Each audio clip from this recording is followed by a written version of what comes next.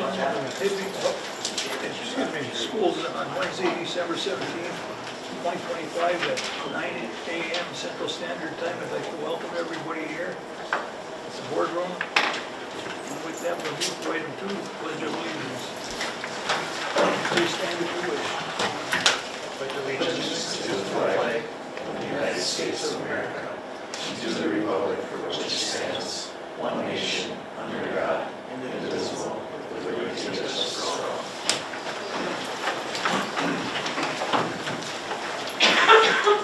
Thank you. With that, we'll move to item 3, the school board agenda working session. I'll turn it over to Superintendent Rick. Thank you, Mr. Chair. You're welcome. We have a number of items today that I'm hoping to get some direction from the board on where we'd like to move. Prior to that, I just want you to know that we've been meeting as an administrative team, talking about all of these topics. In front of you today is a document that admin team put together yesterday as we worked through each of these considerations, and it gives some opinions, I think, and some recommendations from myself and our team.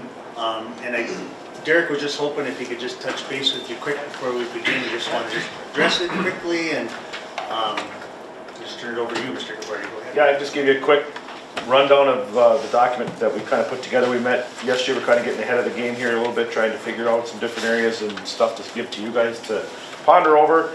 You can see our current financial situation. If you follow at the top there, we're definitely going to be in another shortfall this year. Carrie and Alex have done a lot of work getting our budget working in the right direction, but we're still going to be short, so we're still looking at some different areas that we could try to save some money. And then we threw in some different cost-saving things that we could come up with. So there's the next one's like the immediate cost-saving actions that we could do right now to try to, right the ship a little bit. If we need to moving forward, we could eliminate some non-essential teaching positions, freeze our non-essential ordering. We could close the high school old pool. Some reduction to other positions that maybe we could cut right now. The business manager, that's on the agenda today. There's some different internal hybrid models that you guys will talk about that we could do to save some money as we move forward and as we look for another one.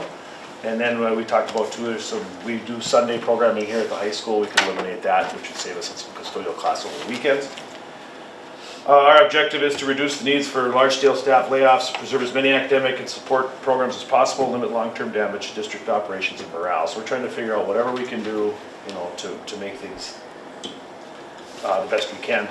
And then a couple recommendations and stuff that's come up. I mean, these are, kind of extreme things, but definitely stuff you guys can talk about and consider. We could close a building.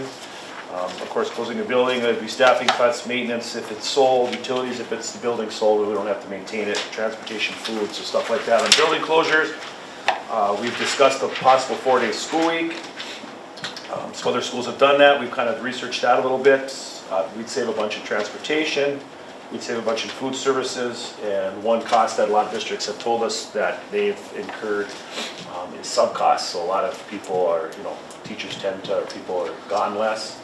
We have a lot less substitutes, especially with those Fridays, because Fridays tend to be a day when people are gone a lot, if that's the day we have off.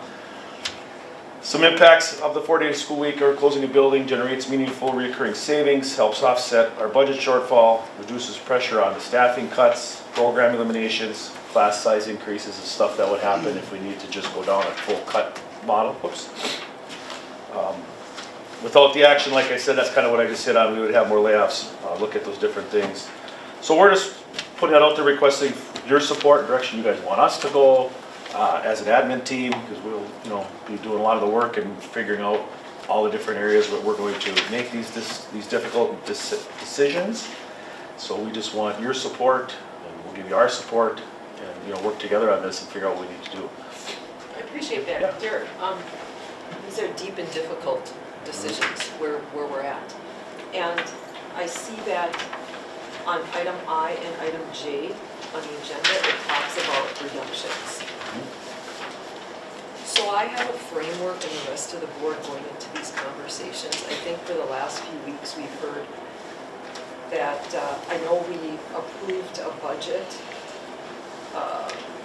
that I think in our general fund was a deficit of 258,000 back at the end of June, built around 2,100 students. I think that between Alex and Carrie, they've had conversations with all of the administrative team, and I'm not sure who else. Carrie could probably touch on it. We've met with them, each building, and some of the specific departments within the buildings, Yep. and found out where we're at right now, and So for context, where are we at? I mean, we projected a 258,000 general fund deficit in June, built around 2,100 students. I think we're a few students short right now in K-12. I guess I'd like a better estimate of where our projected shortfall is today on whatever the date is, so we can keep that in our mind as we're working down this list and how deep and difficult we need to go. I mean, generally, I think you could say $2 million in reductions that might have to be made this spring to correct all the situations that we have going. So what we thought was 258,000 in June, we're projecting more 2 million now? I mean, and some of that would be precautionary reductions, right? Just to, Right. you know, again, I mean, we trickle away students. I think that's going to be a pattern going forward. So it would be more cautionary. Yes, I mean, that's like worst case scenario, as bad as it could possibly be. And I think you could pare down from there, depending on where you want to go. But we'd rather give you a number that's over where we need to be, rather than try to just hit the mark or God forbid, come in under where we need to be. Right, and I appreciate that, because I think we need a realistic, and I call it conservative, worst case, hopefully worst case scenario. yeah, we'd like to start building reserve back, so. So about $2 million in cuts is what we would be facing right now. Just the student loss, you know, if that continues to trend this way, I mean, we're looking at 40 students at $8,000 a student. You're looking at $320,000 roughly that we could not be, that we planned on capturing with student enrollment that isn't here today. So, yeah. And then, again, that's not a big number, right? I mean, that's over where we need to be, but we had that conversation yesterday. We do not want to give you information that undershoots where we are or underestimates, we'd rather overestimate, so, yeah. Okay. Thank you. Thank you, Derek. Yep. Thank you. So, Mr. Chair, again, I thank you. Our first item is a referendum. And again, I know that we're not voting today. This isn't a place where you're making decisions. It's more informational. But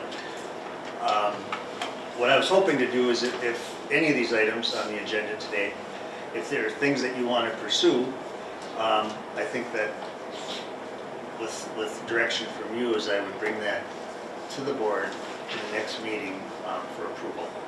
So if it was referendum, for instance, right, we have a conversation today, and you're saying, yep, we want to move forward with that, then I would bring that to the next agenda, that we're moving ahead with the referendum for your vote and approval.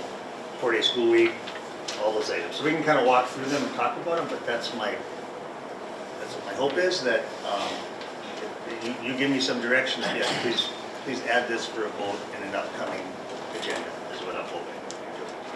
So just first item, referendum, just open it up to you, what your thoughts are, if you'd like to pursue that again in November. Again, we can't go, it has to be a November vote from everything we understand, basically because it's the levy-based vote, different than a bond type vote that you could do in other times of the year, so it has to be in November. So it would be the next November general election would be our next opportunity. So is that something that you'd like to pursue, not pursue? Just looking where you'd like to go. I feel like when it comes to the referendum, I feel like we need to give our community time to see that we are hearing what they said into the response of the referendum not passing. and showing them that we can make those changes. We can manage our money. We can, they had a lot of concerns about, where this money was going. It was a little too vague. So let's show them that we can put a plan together. So next time they ask that we have a little bit more detailed information. I just feel like we've got to show them that we can do what they're asking before we get a yes from them. So I guess, to me, I don't know if this coming November would be enough time. I think we need to go ahead with it. The reality is we need money. There's no getting around that. And, nobody wants to pay more taxes. I don't want to pay more taxes, but I also want to provide our kids in this community the education that they deserve. And by cutting it, we're doing our best due diligence to cut where we can, but the reality is we need to do nothing.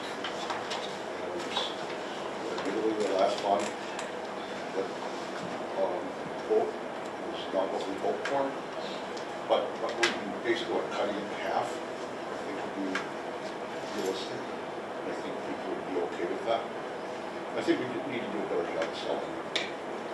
We need to show people that we're doing what we can now, but we need a little boost. Well, we have nothing to lose by giving it a second chance, and like you and Sarah said, it makes sense. I would go on with that. I was gonna try not to talk today, but I can't do that. And I agree, if this makes any sense, both with Sarah and with Jeff. I don't think we can wait because we're hemorrhaging. And we can't keep cutting all the good things we have, and another $2 million is gonna be horrible. At the same time, I would like to see us in some way, shape, size, or form, and I think we have a lot of good internal talent here, to quickly put together, I'm gonna call it a strategic plan, and it may not be that. It may be doing a better job, bringing our community in, bringing our school in. I am very concerned about the morale in the district. Our referendum did not fail by a little bit, it failed by a lot. So, however, again, and I think I said this last time, I felt like when we did the strategic planning, I felt like the mix was maybe more singularly focused on what the hot button at the time was. We need to get broad input, bring people into our schools, sit down with them, understand, and I hate to say this at this table, but there's a school district in that direction that's gonna go out for a referendum again, and if we saw in the paper, they've got all kinds of community listening sessions on, is this what you expected, where did we fall short, like, we need community input.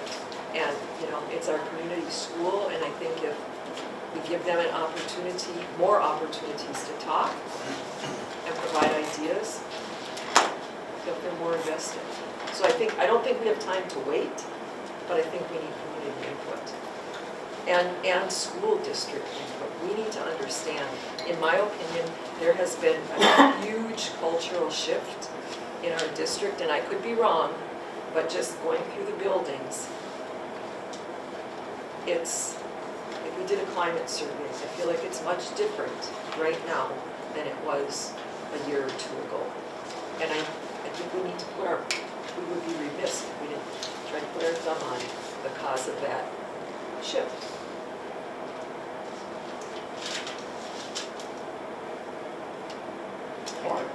Excuse me, I agree with everything that's been said here, but I think one thing that we missed the boat on is that our message wasn't to the point of what the public wanted to hear.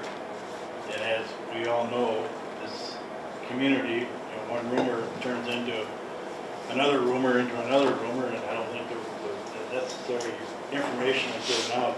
The other thing to look at it, we had a city tax, the state tax, the county tax, all coming at the same time, and we're trying to do a referendum. And the other thing I noticed, and it's just my own personal view, is our messaging may get out to the older generation that lives in this community. And I think when I was sitting at went to vote, 90% of the people were my age and younger, which is 60 to 80. So, I mean, it's something that I think we should need to address, and if we are gonna go out for referendum, are we gonna do it on our own, or are we gonna go with the same company that, you know, how much is that gonna cost us again? Yes. You know, we're looking at spending money again to try to get money, and from what I see in you projected shortfall of $2 million, that's a hard pill to swallow. So, I agree we need to do it, but I think our messaging needs to be clearer to who we have to address and who's gonna be paying that bill. Sure. Sure. So would that be something, again, next meeting, bring us a vote? Is that something you just want us to continue to pursue, or just, you know, where you'd like to officially go? I mean, the referendum, you know, there's definitely some legwork that has to happen prior to that, but I think we would have to approve that some 90 days, I believe, before the election. Is that right, Alex? So you'd have, you know, you've got time to research and pursue it. And then yes, some decisions about do you get some help, do you hire a firm again? No, I think a lot of what we have, we could use again, but if that messaging was not what the public wanted, then we don't want to cut and paste that same information and move forward. So it would probably be starting from scratch, a lot of that. If you're gonna have a website again, if you're gonna have the documentation that goes with it. But here's the scary, I'm not the scary part, but here's the reality. We have to make $2 million in budget cuts. That decision those decisions will have to be made before June 30th. Probably before, right? Because we're gonna have to give our team and work with our team to put together a plan on what that looks like. So we have to make those decisions. And I don't know, I guess if we can wait until August to formally adopt a resolution to go out for another referendum, between now and August, can we figure out how to engage our community to help us formulate a strategic direction? But if we wait till August, the vote is November 26th, correct? Is that 3 months? Not a lot of time. It's only 3 months. But I guess my mind is if we bring people in, And the thing I look at too, Kim, is I think that this is going to be a national vote for different offices. I think we need to start pushing our representatives to give us a little thing and help us get through this. We had no support from any representative from this area during our last referendum. And I think at times that somebody's got to either step up and say, hey, let's give us a little help.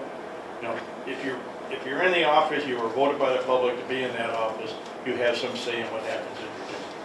So I think that's another thing we need to take a look at. But I think we need to do it before I'm sorry. you mean we need to make a referendum decision. Correct. Yes. Make a decision, get some preliminary work done. Let's do ahead in August. Before the board votes, okay, so, yeah, fine, before August, I understand. But between now and the next couple of months, do you think we should do some kind of listening sessions or try to go out to the people? Because if we just go out right now and say, hey, we're gonna go out for another referendum in November without changing anything or providing more specific information, what's gonna be the reaction? It's not gonna be good. And we also have to think that if we go for it in November, we have to know what our plan is if, again, it doesn't pass. Not just react to it after the fact. You know, we have to have a plan both ways, and I feel like we were not prepared for that this go around. We didn't have a plan. And I think if you do that and you don't have that, you're gonna get the same result. I do too. So you're wasting money, you're wasting time. I do too, I think we need a plan. So maybe we need to go for August, we need to develop a plan. I understand we need a plan, but reality is we have a $2 million deficit, whether we go up for a referendum or not. Yeah, To me, the referendum is gonna help carry us through the next few years. So I agree, we need a plan, but we need a specific plan that's gonna address the issues that we have within the community, why we can't get the support that this district needs to survive. yeah. And I think we need to start as soon as we can, just because the election this fall is going to be very contentious. It's pretty much in the cards. And our message could very easily get lost in the kerfuffle that's going to take place starting in August when the political machine starts rolling around. It's going to be chaos, I think, in the fall. I would agree. And Mike, when you talk about the age of the people that you saw voting and the older people not being there, I mean, I don't know what that looks like, what they could have done any further to get out marketing. I mean, I felt like there was a lot of marketing, but when you look at those, the elderly or the older people, is it that they truly didn't get the marketing, or did they just not have any, anything vested to vote? I mean, they may have just not wanted to vote, period. Not that it was a marketing issue, and I still think it's important to find out from that age group, but I guess I would argue that I don't think it was the marketing. When you have a community, I think our average medium age right now is 62 years old. And some of those individuals, I'm no different than they are. You live on a budget. And, now you're asking not only to pay a state tax, city tax, and state county tax, but, another tax on top of that. And they're probably looking at it and go, yeah, I love school. I went to school there, but man, I can't afford it. But I think you have to set reality in and tell them, if we don't get the money, your pride and joy of high school is not going to be here. As simple as that. We go into default, the state takes it over, correct? Yep. And they run it. And we have no say into what they're going to do. So that, to me, the messaging has to get to everybody, and even our younger people, the population that live here that have kids in the school. We have to get them to get out and actually vote. And as Jeff said, we're in troubled times right now. Everybody's banging heads against each other, and that's why I mentioned that we need to have support from our representatives that represent this area to give us that little, push with the people. So. Well, and the other thing is though, and I agree, like, people are maxed out, they can't stretch their dollars, right? But if we go out for a referendum in November of '26, right, like, the cost of medical insurance is not gonna go down between now and then. Sales tax is not gonna go away, right? Property taxes will probably continue to increase, or at least be the same. So we really have to, like, do a good job educating, communicating, getting buy-in with people, because I have a feeling like salaries aren't gonna increase as much as expenses are and taxes are. Well, I don't think we can count on, starting in January, there's no tax on tips, there's no tax on Social Security. That's great, but we can't count on medical costs that they're gonna come down. Supposedly, pharmacy is gonna come down, but in my mind, I cannot rely on that happening to justify whether or not the school is gonna be able to pass a referendum or try to save some jobs. So. We're in a tough spot. Yes. I think what the last referendum, the social media really put a shock into us. I mean, there were people saying, oh, you can't pass this referendum, my taxes are going to go up $2,000 a year. It was just all black potato. It was bull. People were not posting legitimate numbers. People who were claiming that because this referendum would raise $1,000 on their property tax. There aren't a lot of houses in town that would fit that criteria. What do we have for average, like $20 a month or something? That's a $175,000 home, it was, yeah. $19 a month. Unfortunately, you're not gonna be able to control social media, that's not gonna go away no matter how many times you do a referendum or Right. anything. Right. People are gonna say negative things, incorrect things, and If social media would stick to a referendum and not bring in and worry about what we pay our superintendent, what we pay the superintendent secretary, what this person gets paid, what that person gets paid. Problem is, we don't generate enough money to keep the school running because we don't have enough kids in the school. We're losing students and we can't figure out why. I think this board, the years I've been here, our main objective was, what can we do to maintain the students and maintain that number of students? Now, it's because they got new schools being built around us, I don't know. I've always said, just because you build a new building doesn't mean you're getting a better education. Those are things that have to be addressed, and I think that's what has to be done. You know, and I got a call right after the referendum from somebody that I think is very level-headed, clear-thinking, you know. And one of their comments was even like the verbiage on the ballot about this will increase your property tax, and I think some of that is mandated, Yes. but it's not exactly true because we had a levy falling off, so that was their perspective. And then, so as you said, you know, wanting more detail, what would happen if it didn't pass? And I explained, we don't have like the specific cuts that would be made. And they said, but at least if you did a different job outlining, the cuts will be more similar to what they were last time, or they may not be next time, right? Because we're gonna have to cut in two areas. And then they thought if we did a better job bringing in some of our booster clubs and PTOs and getting out to them. So I thought we were doing that, but trying to get them to be our supporters. One of the questions was, you know, the kids' part, and we had conversations in the YES committee about that. But, and the last thing that they told me was, you know, like, maybe just go out for an operating referendum next time, and not both, because that was kind of confusing to some people. So we have a lot of our mid staff here, and I'm just wondering what they think. Yeah, I Very am too. important I am that we get the support from not only them, but from all the staff.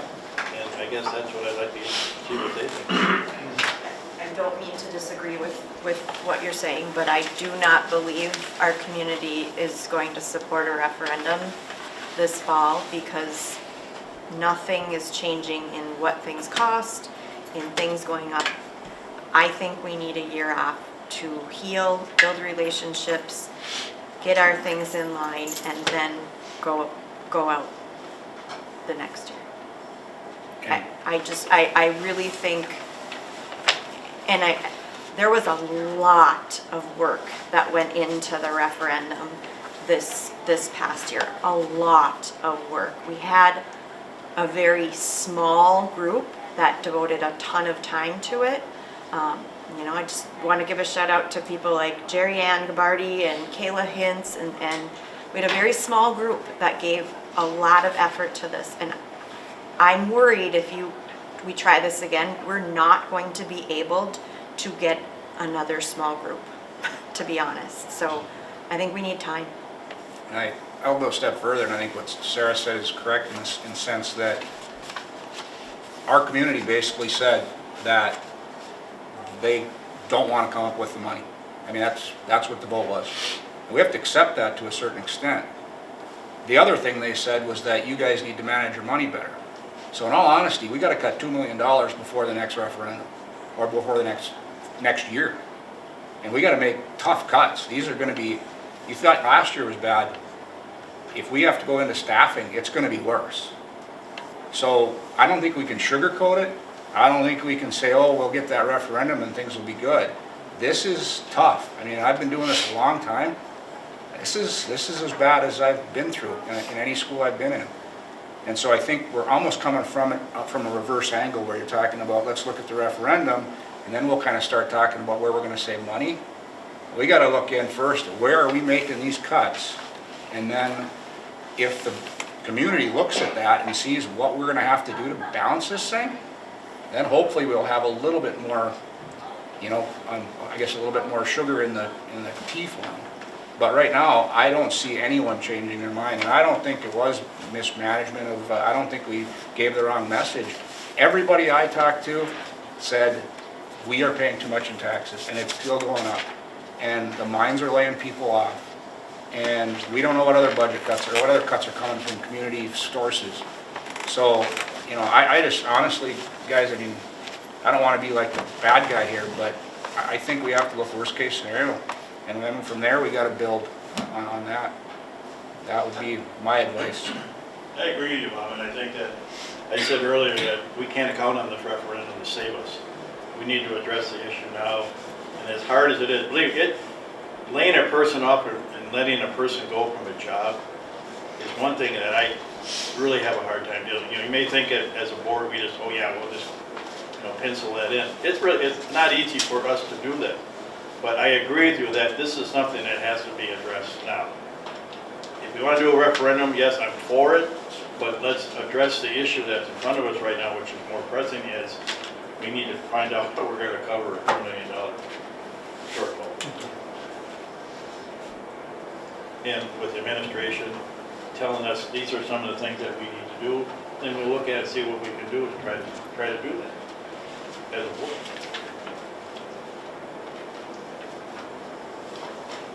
You know, it was all hunky-dory for a few years there. I loved it, as you know, you said when you first started there. Everything was going, and all of a sudden the railroad track went that way. And, you know, COVID hit, which I hate, you know, blaming COVID for everything that happened to the school district, but it had a major impact.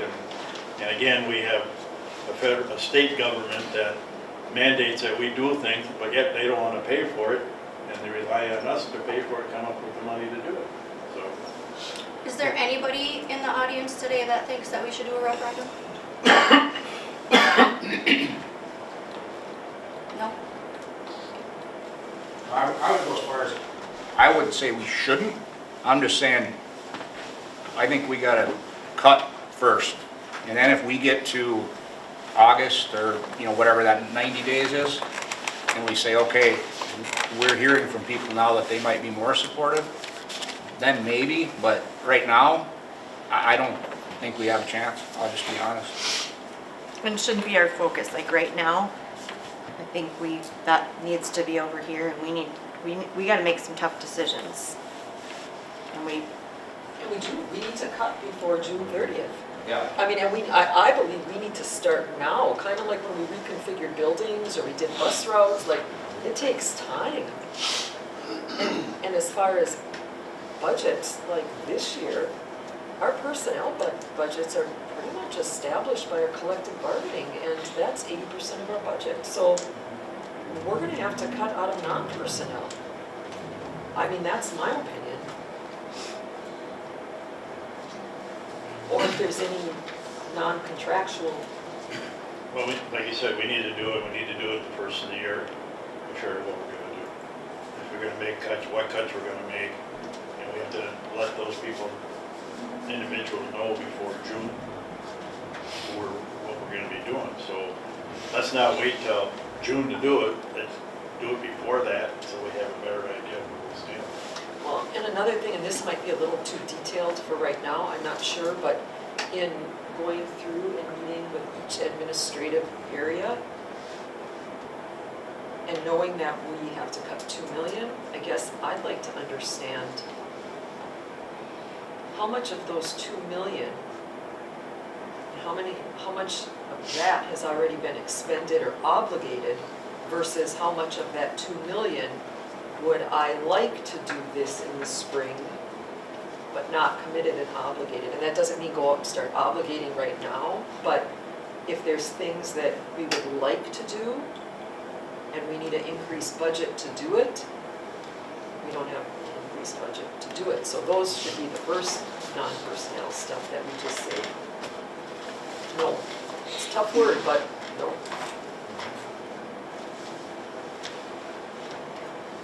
I think the reality is for our community and our school district, you know, and I haven't had this frame of thought the whole time I've been here until recently. And I think we're trying to create a plan to draw students in, trying to, you know, attract students from other districts or get some of our kids that are homeschooled or some of our kids that are online to come back. I don't think that's gonna happen. I mean, we're not gonna magically get 500 students to come back. If they were building that new Amazon distribution center here in town, right, and we were hiring people and the economy in our area looks prosperous and good, it'd be a different conversation. We'd be talking about we don't have enough space. We might have to add to a building because our population is growing, but our census data shows we're on a decline, and we're going to continue to be on a decline and most likely trickle students every year. Hopefully it's a trickle and not just a big chunk falling off, but that's, I think, where we're at. And I think that's in a lot of ways where public education is at. And the prospects for new funding do not look good.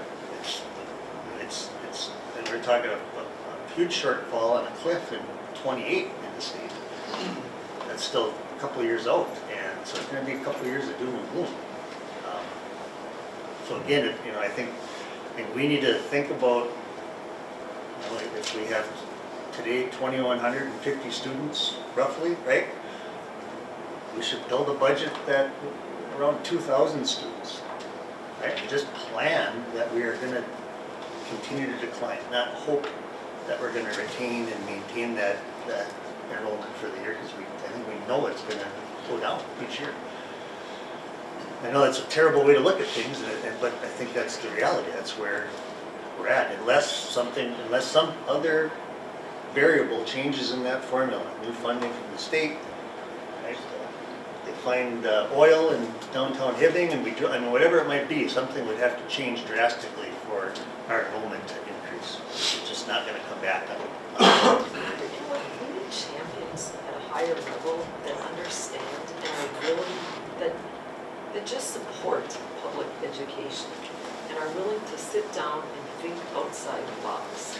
Because until we do that, like throwing little line items in bills that absolutely just devastate a school district, a public school district. It's not just us. I mean, it's across and especially rural Minnesota, right? Like, we need a more creative plan, and we need champions that are going to carry that plan and work with other elected officials to help public education. Because otherwise, this is going to continue. So maybe to try to put a bow on it for the referendum conversation, I hear what you're saying about engaging the community, and I did see the Rockridge listening sessions. I think I agree. I think that's the place to start, and you could do that here in the early spring. If that feedback is positive about a potential referendum, you'd have time to make that decision prior to November. You just have to do it sometime in the summer, I would say I'd shoot for. But there's a lot of other legwork behind the scenes, even prior to that would need to happen. Planning what the questions might look like, language, and we spent months working on that. And you are going to need some help. So you can't do it all on your own. I mean, you wouldn't have to hire a marketing firm. Maybe that's something we could take on our own. I don't know, but I mean, we're going to need some help in the background from planning those questions and make sure that we're following statute. There's a cost to some of that. And I would say overall, I mean, not even time, not even my time, other people's time, your time. I mean, it was $60,000 to $80,000 bill probably for the referendum, roughly. And that includes a lot of different facets, but so if I'm hearing that we just put it as a place marker, see how the community engagement goes, maybe focus on that piece, try to get some buy-in, build some capacity, and then make a decision. Because if you're hearing in listening sessions, no way, this isn't going to fly, then why? If you're hearing, if you framed it this way, we didn't have this information, yes, I'd vote for this if you had explained it in these terms, then I think you move forward and take a chance. You know, I keep coming back to the room. The boardroom was filled with people who were talking about right sizing, and that presentation that was done, that was amazing. And that was just our team putting it together. But I think we just didn't bring them in here to say, okay, what will you do to support us? But we helped share with our community the complexity of K-12 funding from the 10,000 foot level and brought them down. And I think just watching the dynamics in the room, we need to do more of that. Like, we need to, we've been living this, right? Like, we can't assume that everybody in the community knows that. And I think the other thing is meeting people where they're at. Like, I don't know what that means, but we can't expect them to come to our meetings. We have to go out, I don't know what that means, you know, like downtown, apartment buildings, wherever, but we've got to go out and try to engage with them because they're not going to come to us because a lot of them don't support us anymore, right? So. Well, I think I understand what you're looking for there. It's a no today, that's what I'm kind of hearing, and, but I think we want to pursue it and it's an option. If we hear from the public that it's something we want to pursue, that's all fair for everybody to, okay, all right, thank you. Next item I was hoping to discuss was 4-day school week. And again, if this is something that you would want to pursue, want to move forward, I think it should come in a future agenda. That a motion that might read, directing administration to pursue a 4-day school week or something like that. And then we get a yes or no from the board that that's the direction that you want to go. We can provide you some rough information, what we think some savings would be today and how we think it could be, or how we could save. But I think again, we have to dig in. If it's a yes that we're pursuing, then we have to dig in a little bit deeper and make sure that we're covering all of our bases and all the unknowns are answered. Just roughly, again, this is just taking our transportation costs, our food costs, and if you were to go to a 4-day school week, you'd be looking at roughly 36 less days in a school year. So you take that, just do the math, transportation savings and food service savings, we calculate would be about $750,000. Just not running transportation on one day, 36 days out of a school year, whatever day we would choose, Friday or Monday or whatever day it happens to be. Special transport, the vans that you see running around the community, a day less of those. And food service, one less day of serving food, it's roughly about $750,000 in savings. Some of the other things that we're not even calculating in is what I'm hearing from other districts. Superintendent I talked to in North Branch when they had a 4-day school week. An unintended consequence for them was they had less subs in the building. Obviously, one less day, less subs. But just staff in general, if they know that they have Friday off, they might make a doctor's appointment on Friday rather than taking Monday off of work. So they saw an unintended or unplanned savings in those costs. Again, that'd be a gamble here whether we have that or not. I don't even know how you quantify that number. I think morale, again, morale of staff, morale of students. Here, probably all students. I don't know kindergartners, first graders, morale-wise, if that would be a big change, but I think definitely here in high school, definitely middle school, one less day of school would be welcome for students, even if they had to go a little bit longer. And what this looks like, if we add it in, and again, this is really rough, it's probably adding 40 minutes to a day, is what it is. So if we're done at 2:40, we're looking at a 3:30 time, or end time. I think the start time could be the same. Look at our school district to the northeast, their ending time is 3:17. Right? So we kind of be in track with, they start at 8 and done at 3:17. So we already have a shortened day, just minutes-wise. There'd obviously be conversations with the unions and our bargaining groups There's an application that has to go to the state of Minnesota. There's a lot of pieces to that would have to be done. But again, this is a way, I know it's painful, and I know that it would affect families and some families in a negative way. But I also think that, we were clear that if the referendum didn't pass, that there would be reductions if it didn't pass. And this is a solution that really doesn't impact the classroom, right? We're still gonna get those minutes, we still have to meet our minimum time, kids are still gonna get served. But it saves a tremendous amount of money, and again, we're kind of lowballing it at $750,000 just to be safe, so. What districts in northeastern Minnesota have a 40 week? Mount Iron, St. Louis County Schools, I believe, is this their first year? I believe? Sharing. St. Louis County Schools, runs around as two harbors, has had it forever. Deer River, spoke to their superintendent last week. They're moving forward with the application, their board has approved it.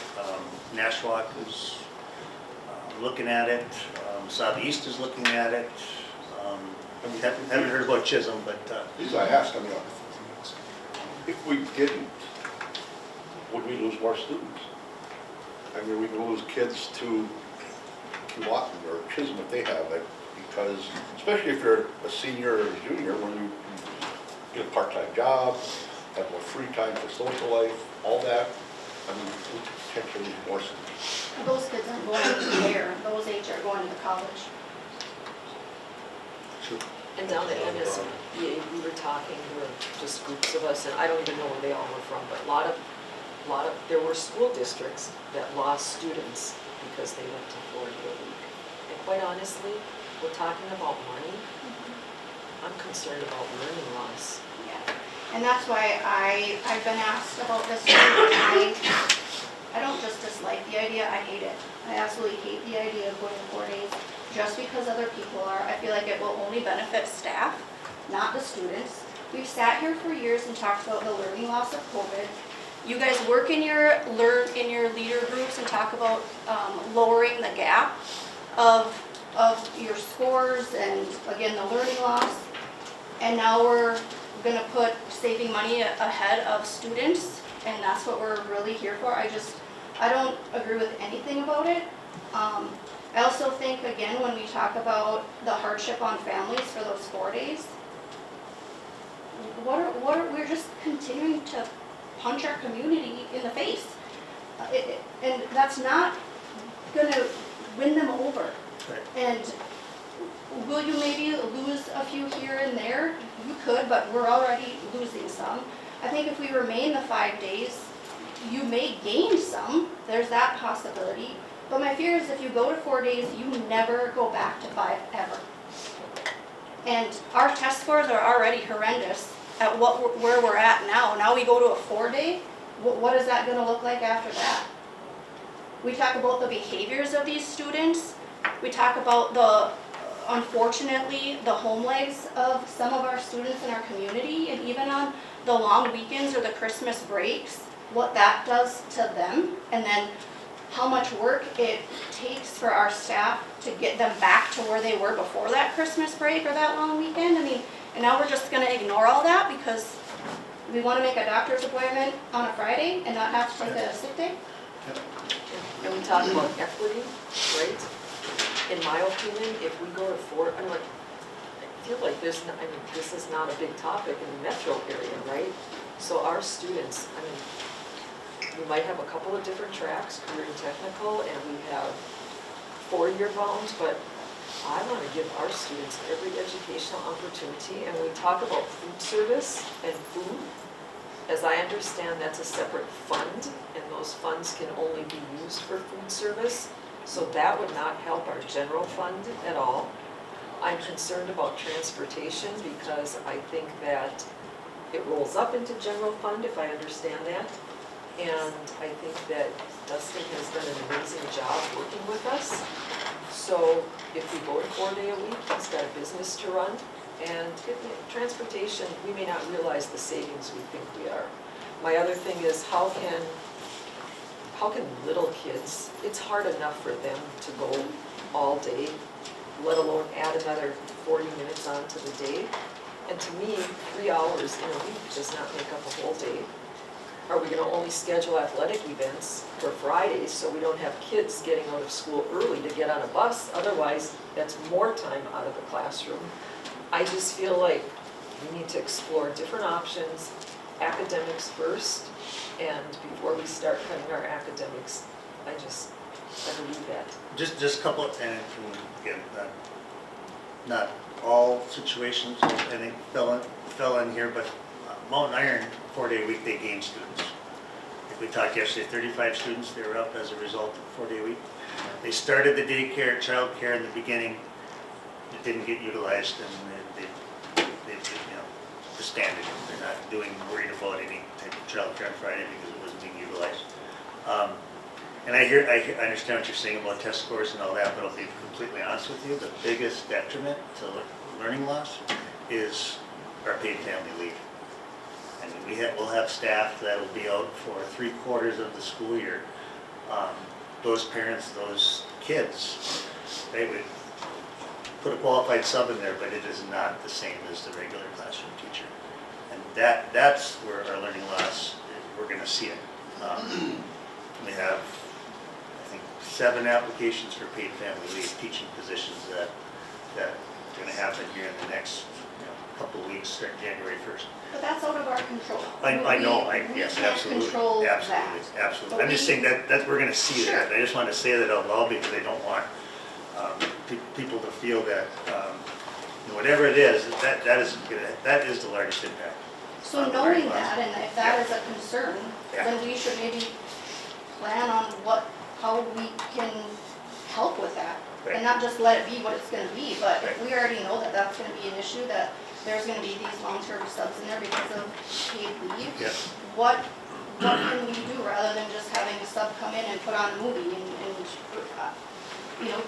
can we put more of a responsibility on a sub? I don't know, but And we've got very good subs. I don't mean that, I'm just saying the continuity, right?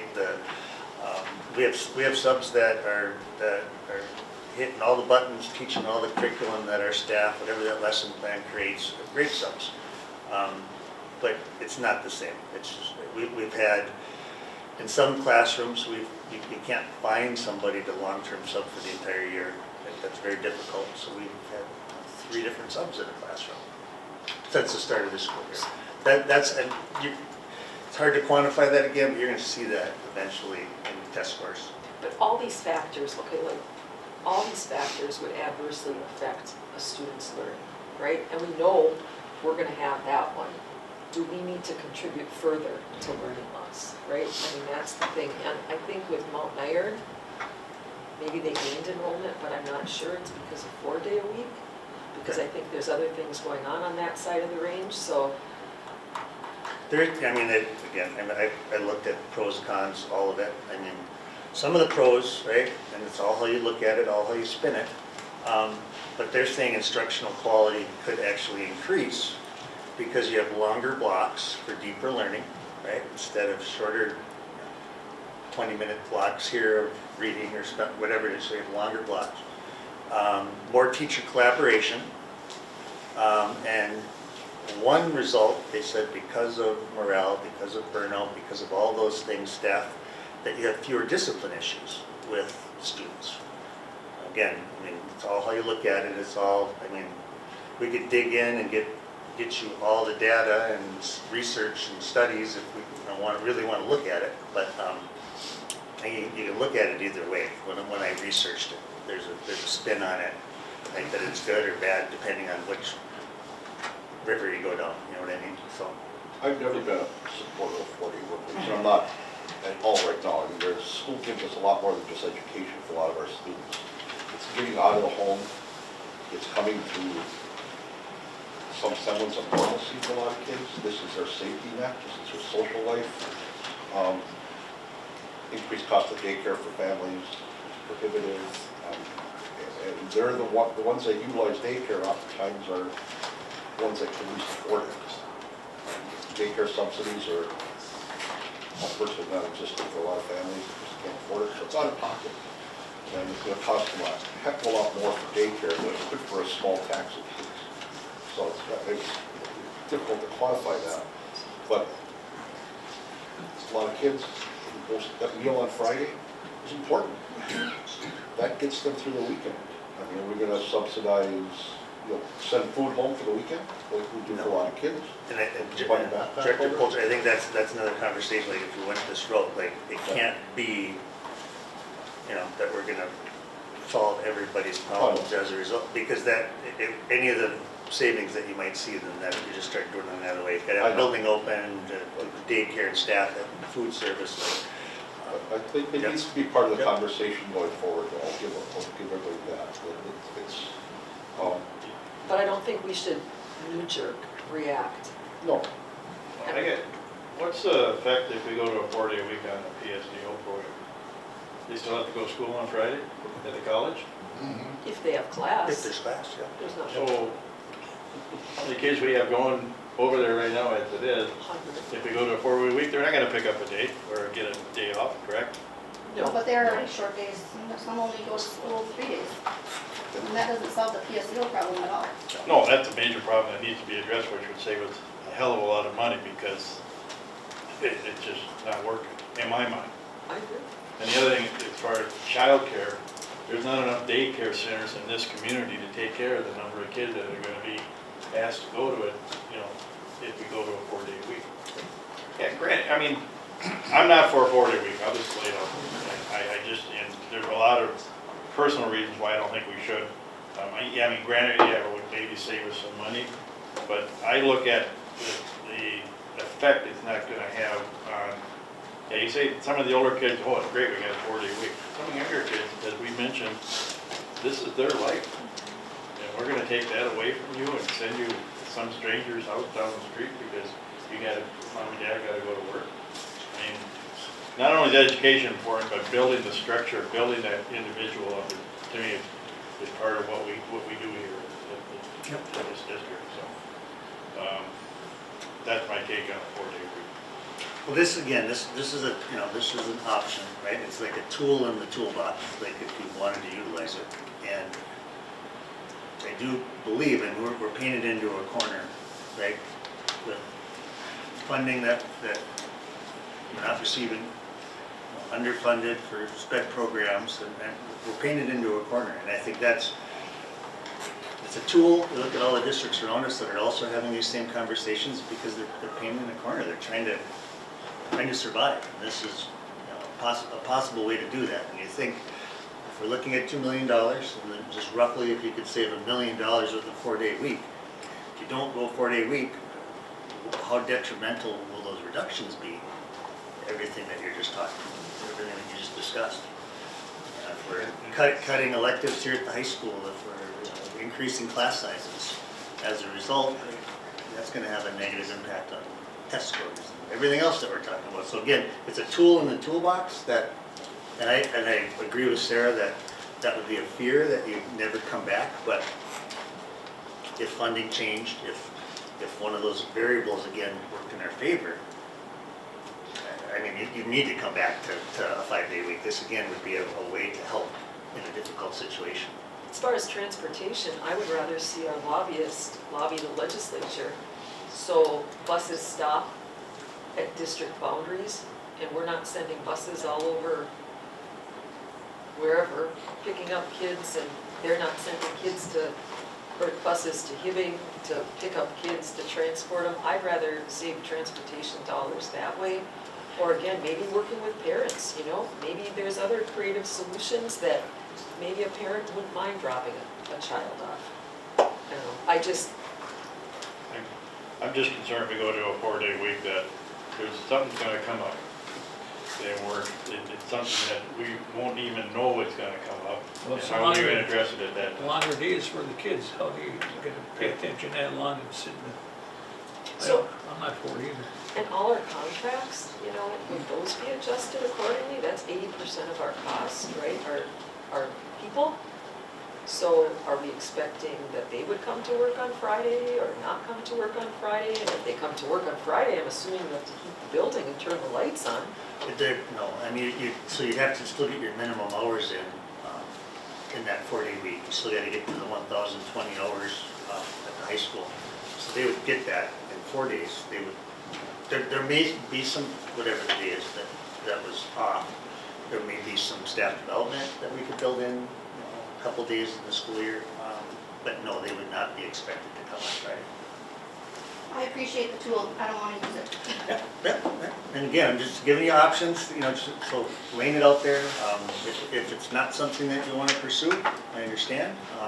But I'm just trying to get some direction. If you'd like to, is it a vote? Do I bring it to, as an agenda item as a vote, or just not pursue it, I guess is what you'd like. Well, all 5 of us, I think, spoke that we are not in favor of a 4-day week. So is there anything to bring to the board to vote on?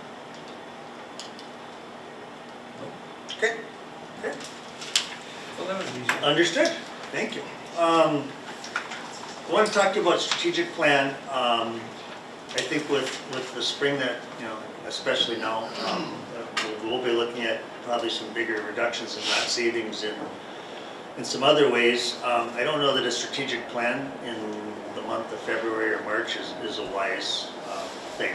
I think it's a little bit of a distraction. I think it might get off on tangents that we don't need to be on. But I do, whether you call it a strategic plan or you call it something different, just engaging the community, like, that should be the focus, right? We talk about is rebuilding some of that trust and getting input. So, I mean, full-blown strategic plan meetings, the whole, I wouldn't recommend that. But again, that's for the board to your input. So, what are your thoughts there? We keep bringing up this trust we've lost in the community. What have we done to lose trust in the community? You know what? A wise man said to me the other day, and his wife isn't here. I thought she was here, but I won't say that out loud. Wise man said to me the other day that because you know what, public education is going through the same thing that law enforcement went through during the George Floyd situation. Right? It was just like defund the police. That same vibe, I think, is kind of out there with public nationally, not just here in our community. I think it's as an association or a discipline we need to get that trust back. There's a lot of options. Look, when I went to school here and graduated in '88, if I didn't like the Hibbing schools for some reason, I didn't have any options to really. Kids weren't open enrolling. Kids weren't. There was very little homeschool. There wasn't an online option. It was, all right, you don't like it, tough it out. You got to go. And it's not like that nowadays. There's lots of options. We have a private school in town that added a class now. I think the private schools are getting more popular as time goes on. Yeah. Maybe that takes away from what the public sees as far as public schools. Again, because you go to a private school doesn't mean you get a better education. Because you build a new school doesn't mean you're going to get a better education, in my mind. And I think the staff we have here has done an extraordinary well job considering not only taking care of the existing public we have here. We've got a lot of people move, whether you do or not, a lot of people moving into the community that we have to take certain steps to make sure that we can educate them also, so they understand where we're coming from. But I think that this stigma that we have that public schools are bad, I agree with you. I think that over the years, because of COVID and Floyd and everything else, and the way the public, we're too busy fighting with each other to realize that we need to address an issue that has to be addressed now. We're mandated curriculum, we're mandated standards. Some of our community doesn't agree with, right? And that's just where we're at. I mean, there's no other way to say it. So, and we don't have any control over that. I mean, we have to follow the state's plan. We have to align to standards. We have to, I mean, it's a requirement. And you know, those are some of the conversations that I've had with parents is they don't agree with a small, you know, one variable within that standard, and they don't want their kids here for that reason. They don't want them exposed to whatever that element is. Well, the other thing is, we mentioned that 1 in 4 students in this district, we have to have a pair to help them get through the day, is that correct? Well, not necessarily, I mean, Not a pair, about but- a little over 1 in 4 students are identified as special education. They don't all have, but many of them do. Many of them do, yep, So that's another, didn't have that 10 years ago, correct. or 5 years ago. That's another issue that has come up that has to be addressed, and again, we're not getting any funding for it. Well, it's not fully funded, right? Right. Yes, yeah, Well, yeah, yeah. We're not getting any funding. We're not getting enough funding, correct, correct. So strategic plan, is that something that you want to pursue today? I mean, it's something we could, I think, do internally, rather than a big, you know, hiring a consultant and all that, but I'm thinking again, like the timing of that, I don't know. I mean, maybe if it was around, if we get to that discussion where we might consider closing a building, I could see, you know, like that having, being a topic in the strategic plan, so more of a long-range plan on buildings and facilities. But today, I don't know if it's a good idea. It's strategic planning, I'll bring the elephant up in the room, or would that include talking to our neighbors about consolidation? Yeah, and I didn't include, you know, we do have a joint session scheduled with Chisholm on January 21st. I didn't include that here, but yes, I think that all plays into that, absolutely. Again, but I don't want to look like the district coming into a consolidation meeting with another district being, oh, we gotta have you guys to help us out, because we've got a $2 million shortfall. I don't want it to be like that. I want it to be that we can look at what the future's gonna hold for both districts, for the students and for the school. Yep.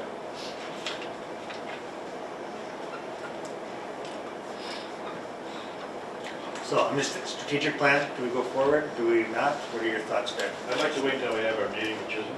Okay, okay, Good idea. okay, that sounds good to me. Right I purposely put Tyler in the middle here so we could maybe take a little break from some of this halfway through where we're at. And Tyler's just going to walk through, again, these are projects that are coming as a result of funding that we received through legislative action. Pretty certain it was 2023. 2023, we got the funds at the beginning of 2024. We started working on some of these plans, you know, probably like in 2021 at least, the spring of 2021 Overall planning, plan, and working with our lobbyists, working with our representatives. So the remainder of that, we received $8 million from IRRB. We've done a Cheever project, we've done a remodel at Greenhaven. The rest of the money, which is roughly a little over $5 million that is unspent, is targeted for the high school. And was built around some of those plans that we had made even 4 years ago when we started talking about this. So I mean, our needs have changed in some ways. We do have a little flexibility on those funds, but it's not like we can just say, hey, we want that $5 million and we want it to help us pay our bills or general fund money. That's what I want to make very clear at this meeting and to the public, that this money is earmarked for these projects and cannot be used for anything else but these projects. Because we're talking a shortfall, and then, well, why can't you take it, from the 5 million? So this money cannot be used for anything else except for High school only. high school. Yep. And we had, Mr. Aldridge said we were planning this from 2021. They finally gave us an amount we were gonna get, and here we are, so. And at that time, right again, you look back, I mean, and it still is in many ways. I mean, CTE was the buzzword. CTE is the focus, right? Career Tech Ed, and that's changing, and kids, their needs after graduation are changing. So that was our focus. 4 years ago, which I believe is still a valid focus. But then there's some other things in here as a result, and I agree with Director Dubarty. I think she said in a previous meeting, we have to think ahead, right? So I think we've got some flexibility in this plan. I think we're a long ways down the road, and there's some things that we can talk about. The ALP, as an example, is, in doing this, we'd be moving the ALP into the building. And there's some questions that we're having about, even running an ALP program going forward. It's not a requirement. It probably is not a break-even type program. It's a credit recovery program. It might be a student that struggles, is behind in credits, and we're trying to find a way to get them to graduate. But it's not a requirement to have this program. And in all reality, I think we're dwindling away a little bit of the potential revenue from these students, because rather than them attending a full day with us, they attend a partial day, and then they attend more flexible time at the LP, which we don't receive penny for penny the same revenue. So, my thought, and I said yesterday to the administrative team, we currently run the LP. I think it starts at 1 or 2 each day. I think it's at 1 each day. That just in itself, just the timing of it, I think is we need to adjust if we're going to continue. Because I'd rather have those students here for the full day, and then if they need credit recovery, then they go get it from 3 to 5, rather than 1 to 4 or whatever hours are now. So that's a conversation, right? And we've budgeted and kind of planned in this plan for a move for the ALC. But if we choose not to go, or choose the LP, if we choose not to go forward with that program, Tyler will talk about that. That's probably some potential savings that we can put somewhere else into the building. So you go ahead, Tyler, and give them your overview if you would. Can I ask one question about the ALP before we move on? Yep. PSEO students that end up in May in not the spot they were hoping to be, and they come back to the high school after all the funding is gone for them, and they expect to graduate in May with their class. If we reduce the ALP, would that reduce their chance or ability to do credit recovery in a short window of time in order to graduate? It would. I think there's some other options. I mean, if we have an independent study agreement, I think our counselors, our principals have some other options that isn't necessarily ALP. Those students typically, they didn't, those kids didn't walk in graduation because they hadn't met their requirements. I don't know that they came back, with 2 weeks and tried to give it half a credit. That's not reasonable. So those kids were attending summer school. We would continue to offer summer school. That would still be offered, because again, that generates additional money for a student above and beyond the 1.0 or the 1.2 that they earned during their regular days, above and beyond that. But when you run an ALP program, again, during the school day, those kids are coming out of the regular classroom, going to the LP, and they're not attending in the same way. It's a more flexible attendance, so we're not capturing all that revenue. So again, I think I think we do it for a lot of different reasons, convenience of staff, convenience of students, just that time frame. But if we're going to continue, I think it needs to be outside the school day, not during the school day. And then that's just a conversation that we need to have. I mean, I think you can break even if you run it properly. Right? How many students do we have? It's typically about between 20 and 30 each year, but I'm hearing that we're looking at maybe a number as high as 50 second semester. We're probably like 34 right now, I think, that are there. So again, we're going to have kids that have maybe failed some classes this first semester, and they're trying to find a way to make that credit up. And that's 8 through 12? That is 9 through 12. That's the difference between ALP and ALC. Is ALC has a 7 through 12. ALPU only serves students in 9 through 12. So we are, I mean, and we'll talk about that later, we're looking at partnerships with Rockridge to some of these programs and add some services. I think, there's other options to do it, through online programs or whatever it might be. I think there's just other options, but before Tyler jumps in, I just want to make sure you understand that chunk is in there. And, if we roll ahead and do it, and the LP continues, I think the hours and things from the LP are going to definitely look different. But it could be that we make the decision that we're not going to have this alternative programming, and then whatever the dollar amount is that's set for that remodel in that space could be put back into another area. So just wanted you just to be aware of that more than anything. So you go right ahead, Tyler. I apologize. Sure, no, thanks for doing all the talking.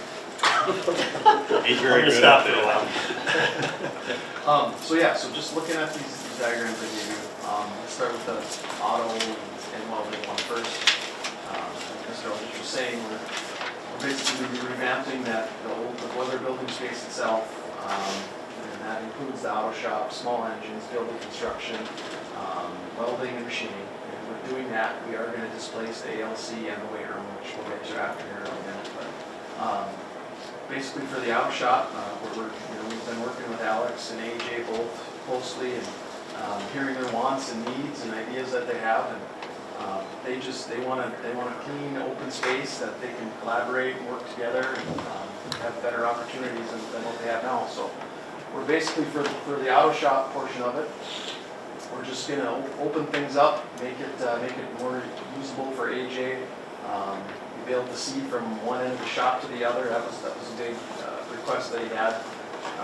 It's also going to give him a designated small engines area as opposed to what he has now between building construction and small engines. He's doing it all in a 30 by 30 foot spot. So this will really help him with that. That building construction portion down on the very bottom of the page, you can see that's right now that's just a storage garage which stores some small engines and whatever other junk they accumulate basically throughout the year. We're going to remodel that entire space, and that'll be his new building construction. So when he wants to build a shed, he doesn't have to do it in his auto shop. He can do it down in there, and they can do 2, 3 at a time instead of doing one at a time. And then trying to figure out who's going to buy it before they can build another one, just because he doesn't have a room. So same thing with just to the left of that. That'll be their new electrical lab area. Have electrical lab mock-ups in there where they can, students can practice pulling wires, setting fixtures, those sort of things. So his space basically just gets opened up, cleaned up, and just like all the entire space out here, he's going to get all new air handling equipment, new ventilation, new exhaust, which is very, very much needed for his area as well. So going over to the welding area you see on the upper left corner there, currently that's the weight room. Basically, I think Alex really gets a good deal out of this just because we get him out of the basement of the high school where he, to do a project, you got to carry it downstairs and through a 5 by 6 foot door. So he was really limited to what he was doing there. This is going to basically eliminate any kind of struggle. So he'll have overhead doors and be on grade with the rest of that building out there, so he can put trailers in there, vehicles, whatever they want to work on, whatever he wants to demo. He'll have what he needs in there. That spot just to the down underneath it to the south there, that'll be his machine shop.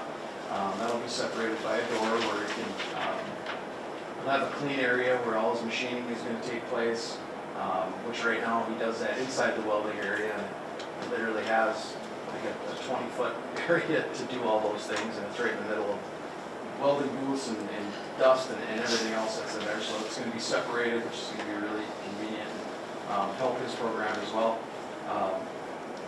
He'll have designated metal storage down in the bottom there, so instead of it scattered in his welding shop now, it'll all be in one location. We're also going to add a paint booth, which is going to be beneficial to not only the welding and auto program, but the wood shop as well. They're always doing painting in the building in their little paint booth that we bought for them several years ago, and it doesn't cut it. we end up stinking out half the building when they tries to do a project in there, so. That's what that portion of it looks like. Again, we worked with those guys and they basically just wanted an open area next to each other where they can collaborate and get things done. Don't have to run across a building to work with one another, so. Tyler, you might have said this, but could you talk just briefly what this does to just square footage and space for these, is it an increase of space, Yeah, decrease of space? So for AJ, basically, he pretty much stays the same. We are gonna eliminate a couple smaller storage rooms, again, just to open his area up, and adding that back garage. So he gains a little bit of space, but not much. But again, Alex is gonna gain, he roughly gains 1,200 square feet by opening this up and putting him in that space. Compared to, that's just his welding alone. So from what he has now to what he's gonna get, he's gaining roughly 1,200 square feet. I assume the dark gray area is the boiler room? Yes, yep, that's the center of the boiler room where we just can't touch at this moment, so. Is that fixable or is it? Well, that's kind of what we're working on, is maybe like a phase 2 of this project someday, a year, 5 years, 10 years, whenever, sometime down the road, where we can come up with a plan to get rid of those boilers down there and all that equipment that's not used. But again, that stuff just can't happen today, so.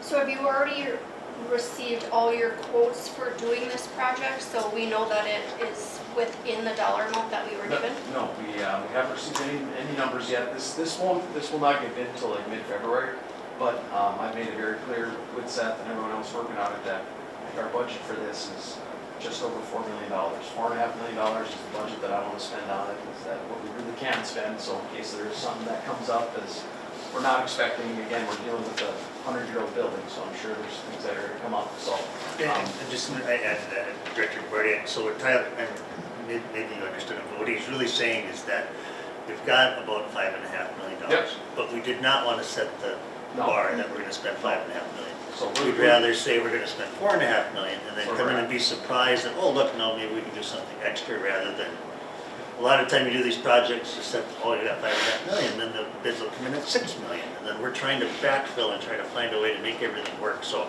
yeah, we set our bar a little bit lower, Yep. just to have some contingencies, so. Tyler, is this connected to our existing building, or is it still gonna be a standalone? no, this is that standalone area in the east part.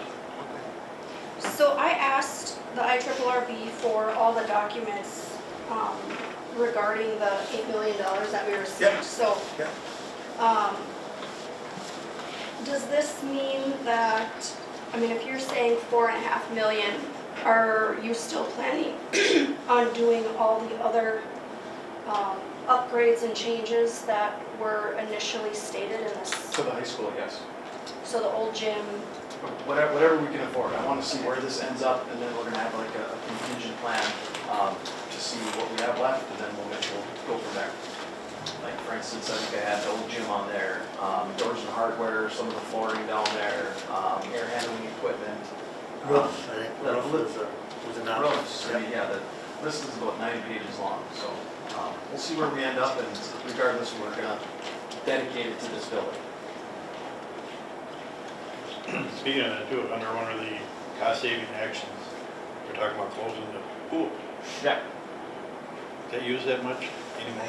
It's used a lot, it's used every I know, day.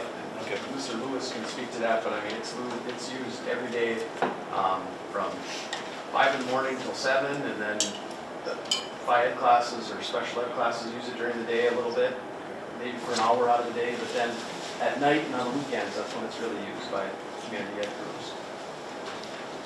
I don't mean to take away from this. Yeah, no, that's okay. Ask questions.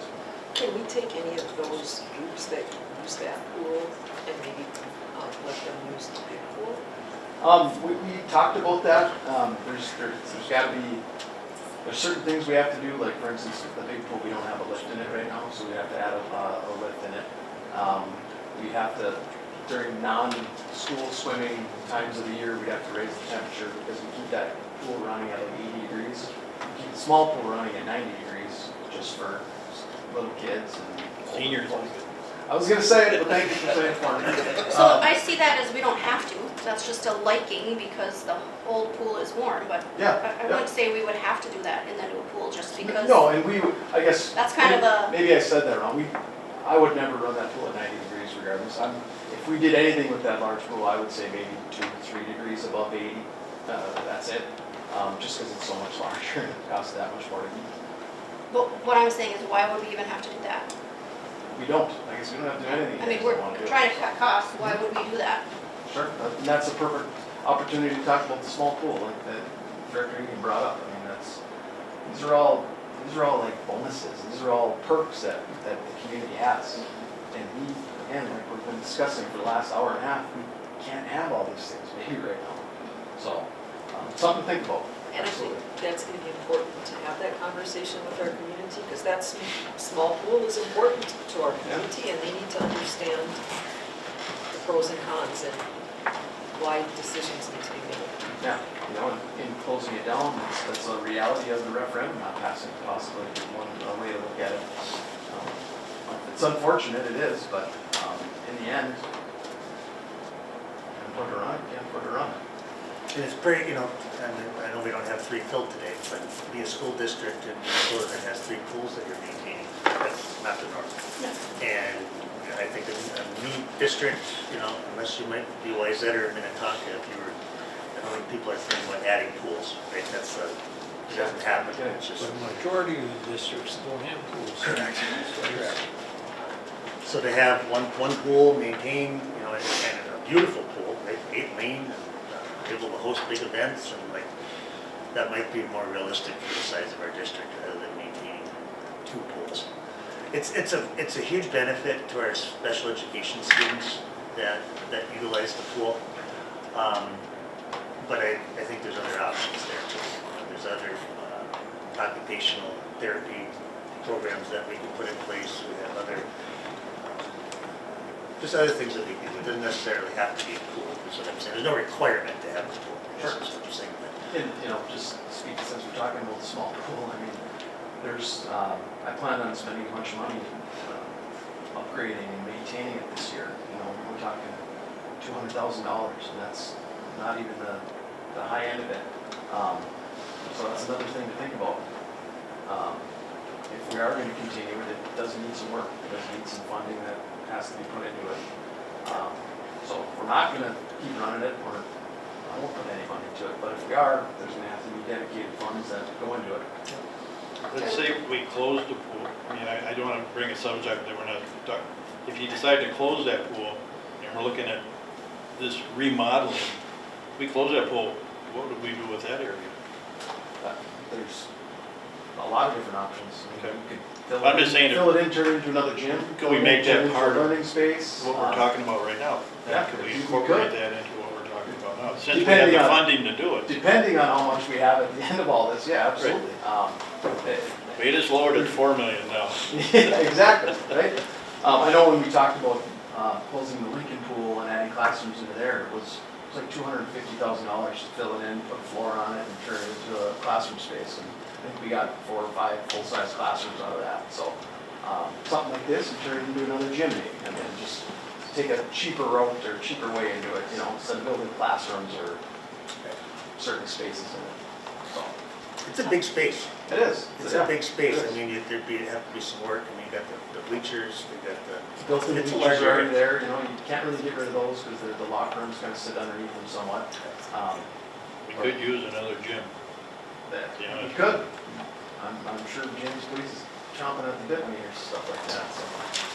So, Tyler, if we close the little pool, in order to make the big pool accessible to our community and more functional for special ed or whatever, we would need a lift in the Yep. big pool. What about the maintenance on the big pool? Do you foresee anything, any upgrades that are like on the horizon that are costly for that big pool?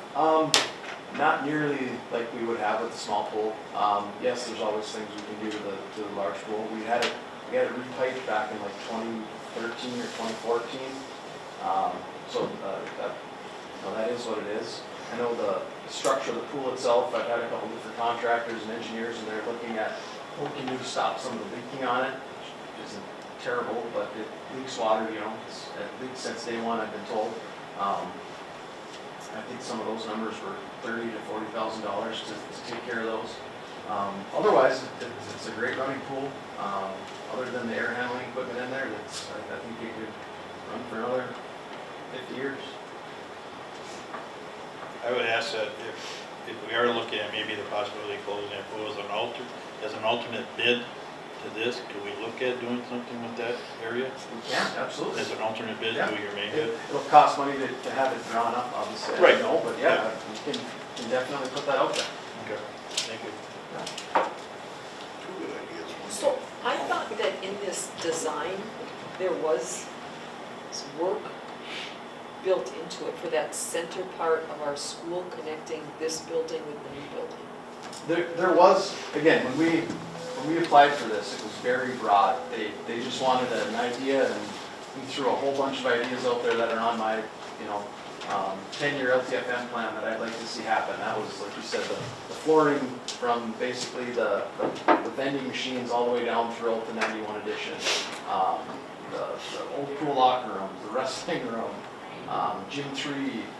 There was all the doors and hardware on that, all the new locker rooms. I mean, it's, 91, that's a long time ago already. So,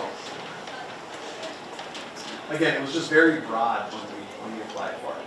We didn't want to have it stick to anything, so to speak, so we were tied to just doing whatever we asked for the money for, if that makes any sense. Try to have some flexibility, Yeah. we were Yep, hoping thank that, you. we knew things would change Yeah. and things. And Tyler, we still have some of that flexibility, and again, there's some envelope roofing things that, I think Tyler's gonna look at it, if these bids come in, or he thinks they might come in, and then we have some additional revenue, I don't think we don't do that by paint and shiny things, I think we Yeah. look at envelope type things that, just to secure the building that we could utilize those funds for, and that's would be a qualifying expense under that, Yep. what we put in. The other piece is the locker rooms, right below or attached to the small pool. That's another, like, for me, might be not high on Tyler's list, but I hear about that they could use a facelift and they Of could course, use for some how often touch-ups, you use it especially, yeah. Yeah, and it gets a lot of use. Yeah, those are just more maintenance things. So, it all adds up. Do you want to just talk briefly about, like, what this does with the inside of the building, and we're talking about moving the weight room, where Yeah, Art's so- gonna move and some of those other things. Yep, so if you look at this other sheet, I got them labeled 1 through 5. Number 1 would be the ALC. We move them up into those 2 classrooms there.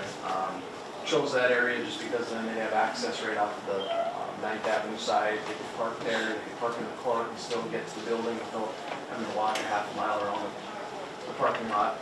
Okay, and just really quick, Tyler, I just want to say, because I've been meeting with our different bargaining groups, and it is a concern from the ALC staff and the teachers, as the program currently runs, that some of these students have had issues within the building or might have issues with other students. And so that is a concern, that if we ran the program in the current format, and during the school day, now we have some of those kids that never really step foot into the main building. They would come to the LC and then leave from the LC, that they're going to be back in with us. There's a concern about bathroom facilities there, because there is no plan to have bathrooms in there that would all be an add-on in that side of the building. So students would, to use the restroom, would have to walk across the hall where the Boys and Girls Laboratory is there. That's a concern for staff. So again, if we look at that program, if it continues as is, I think at the very least, the hours need to change. So we don't have that open, get our other kids out of the building, right, and then ALC programming would start. So we have 3:15 starts rather than a 1 o'clock start. So we're just thinking through some of that too. But if we decided not to continue the ALC in the current format, and we run it after school, could we take that money and use it for something else and put the ALC classes in an existing classroom somewhere?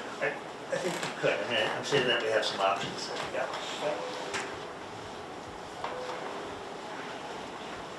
Yeah, that's more of a logistical inside of the building where they can fit and have the same amount of space. I know that they're working with the ALP teachers, that was a concern of theirs, it's just having them in one area as opposed to having to walk through the building up to the second floor or to the first floor, west end, you know, so drawing it like this is they come in door number 2 at the high school and their rooms are right there. They have to use the restroom right across the hall, that's it. So, but yeah, there's options, just have to make that decision on which direction we're gonna go.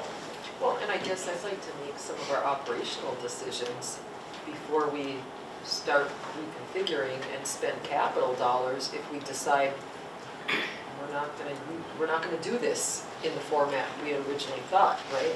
Because then we're, Well, Mr. Gabarty and Ms. Tui they're kind of working on the ALC. I think we'll have a good recommendation here soon, you know, prior to these bids going out, so Yeah, if you need to pull that piece out or refigure it in some way, I think we're gonna have a little time to do that here in the next couple of months, so. because honestly, if we could do something in that middle part of the school, that Yes. part is really, it needs a facelift. Never been touched. It needs a Yep, facelift. never been touched, original to the building, yep. I agree. It is, I mean, Tyler too, I mean, this moves art.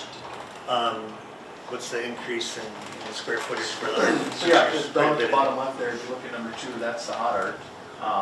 She was basically going from that one room that the ALC is currently on number 1 there. She gains, I don't remember exactly the square footage, but she does gain significantly, I almost want to say it was 900 square feet, just for her area. And in that space, she'll be able to run her 2 kilns like she can, but like she's always wanted to, do any kind of hot work, metal work that she needs, soldering, brazing, anything like that. Currently she cannot because of where she is located in the building and what the floor finishes are, and Yep. those sort of things. So she's gaining space on it and gaining, she can expand her programming a little bit as well. Number 3 down there in the corner, that would be the new weight room. That was the existing choir room. We're basically going to open that up, open a couple different walls in there just to open the space up. They gain, it's 500 square feet roughly. That's what they would gain out of it. They'd be able to access it through the building, unlike they are now. They have to run across the parking lot, so they'd have the option to walk down and around into it, staying in the building, or they can, go across the parking lot like they do now in a much less busier courtyard. And we plan to set this up so if there's after-school groups or weekend groups that want to use it, they're isolated to that weight room only. They can't get into the weight room and then get into the rest of the building, so. And we have access, from outside the building if this was a community, if Yep, the someone community wants to might be come in. utilizing the weight room, If maybe. you want to rent the weight room for the night, you're more than welcome. We'll get you a key fob, you get in, but you can't get into the rest of the building if they don't want you to, so. But that's the current choir room? Yes. So like, in my mind, would it make more sense if, depending upon the decisions that are made for the center part of that school, of our school, would it make more sense to try to keep our weight room closer to our athletic facilities? That's what I was thinking. I mean, our athletes are the ones who typically use that, to have it maybe where the old pool area is, to put the weight room there. Yeah, and so when we started all this, that was a concern. We thought about actually building a new small addition off the west side of the large gym just for the weight room. So they're attached to the gym and they're right there. Otherwise, without moving anything, we don't have the room for it without doing what we're doing right now. And this was all in the works before even closing the pool was an option. So depending on what we do, it's a possibility. Or if we put a gym like in that area?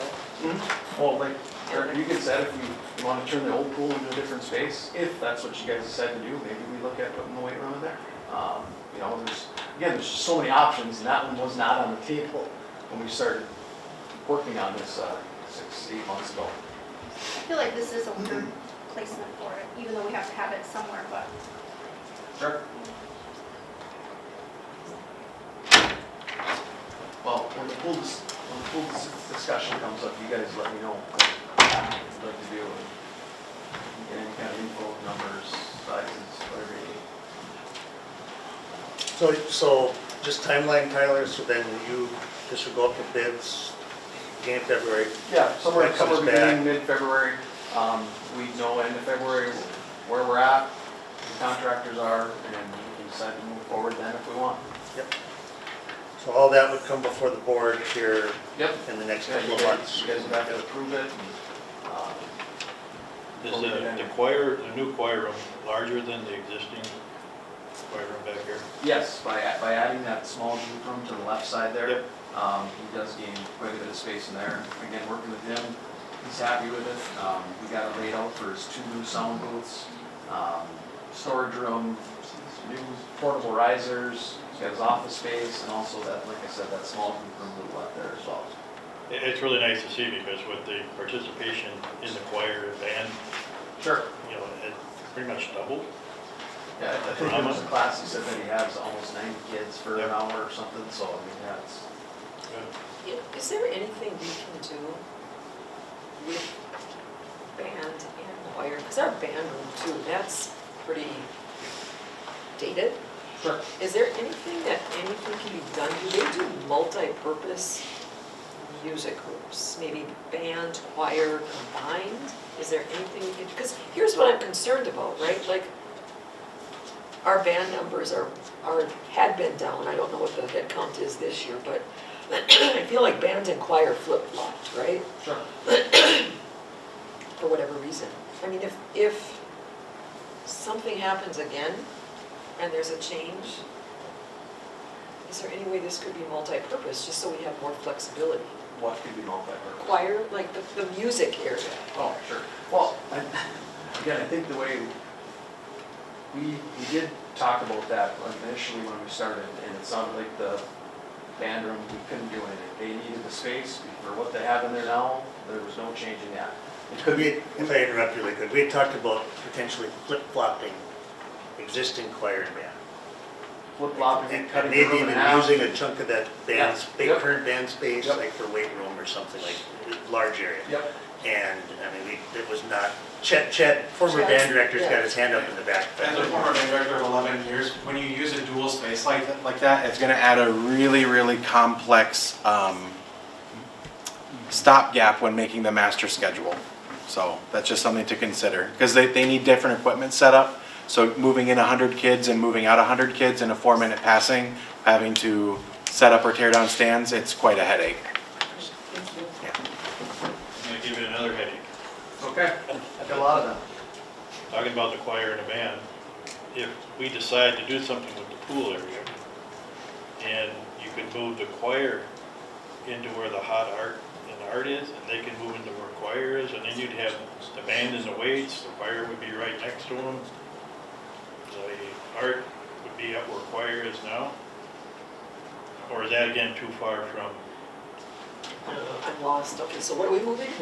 I was looking at the space. We got the hot art. Let's say we take half of that and make it into the choir and move the band into where the weights are now. And then the weights would, or the new area for the old pool, we'd use that for something. I mean, everything then would be together. The band and choir would be together. Your square footage right now for like where the number 3 is, Yeah, the band room would not fit in there. okay. Not even close, That's my unfortunately. question. Okay. That's a bad idea. You've already got 2 good ideas. Yeah. Stop where you're headed. And the other thing I would ask, if we do decide to do something, if we are gonna do the pool, is there a possibility that we could get, as a board with you, and kind of walk through and kind of show us Of exactly? course, what we're gonna anytime, do? absolutely. I think if the board is heading in the direction that they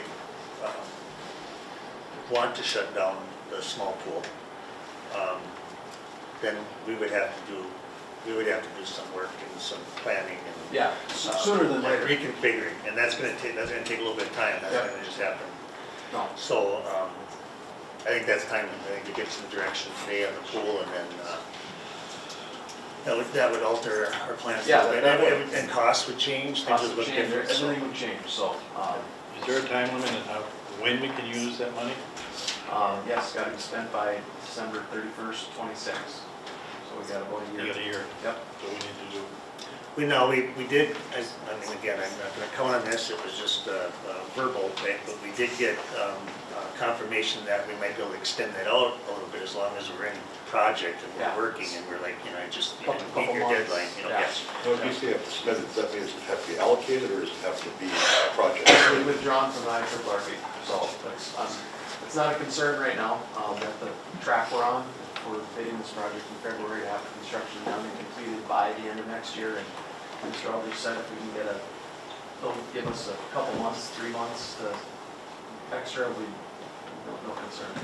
But when we asked, and they're not gonna say no, you can just sit on this for 2 years. Yeah, and no, then no, we make a tried. plan later, yes. And the reason that is because these are money coming to the legislature, it has timelines, it has, they borrow the money, they're collecting interest on it, it has deadlines when it closes, like they can't just extend their, Yeah, they have to get. on their end, is the way it was explained to me. But Do you get the interest on it too?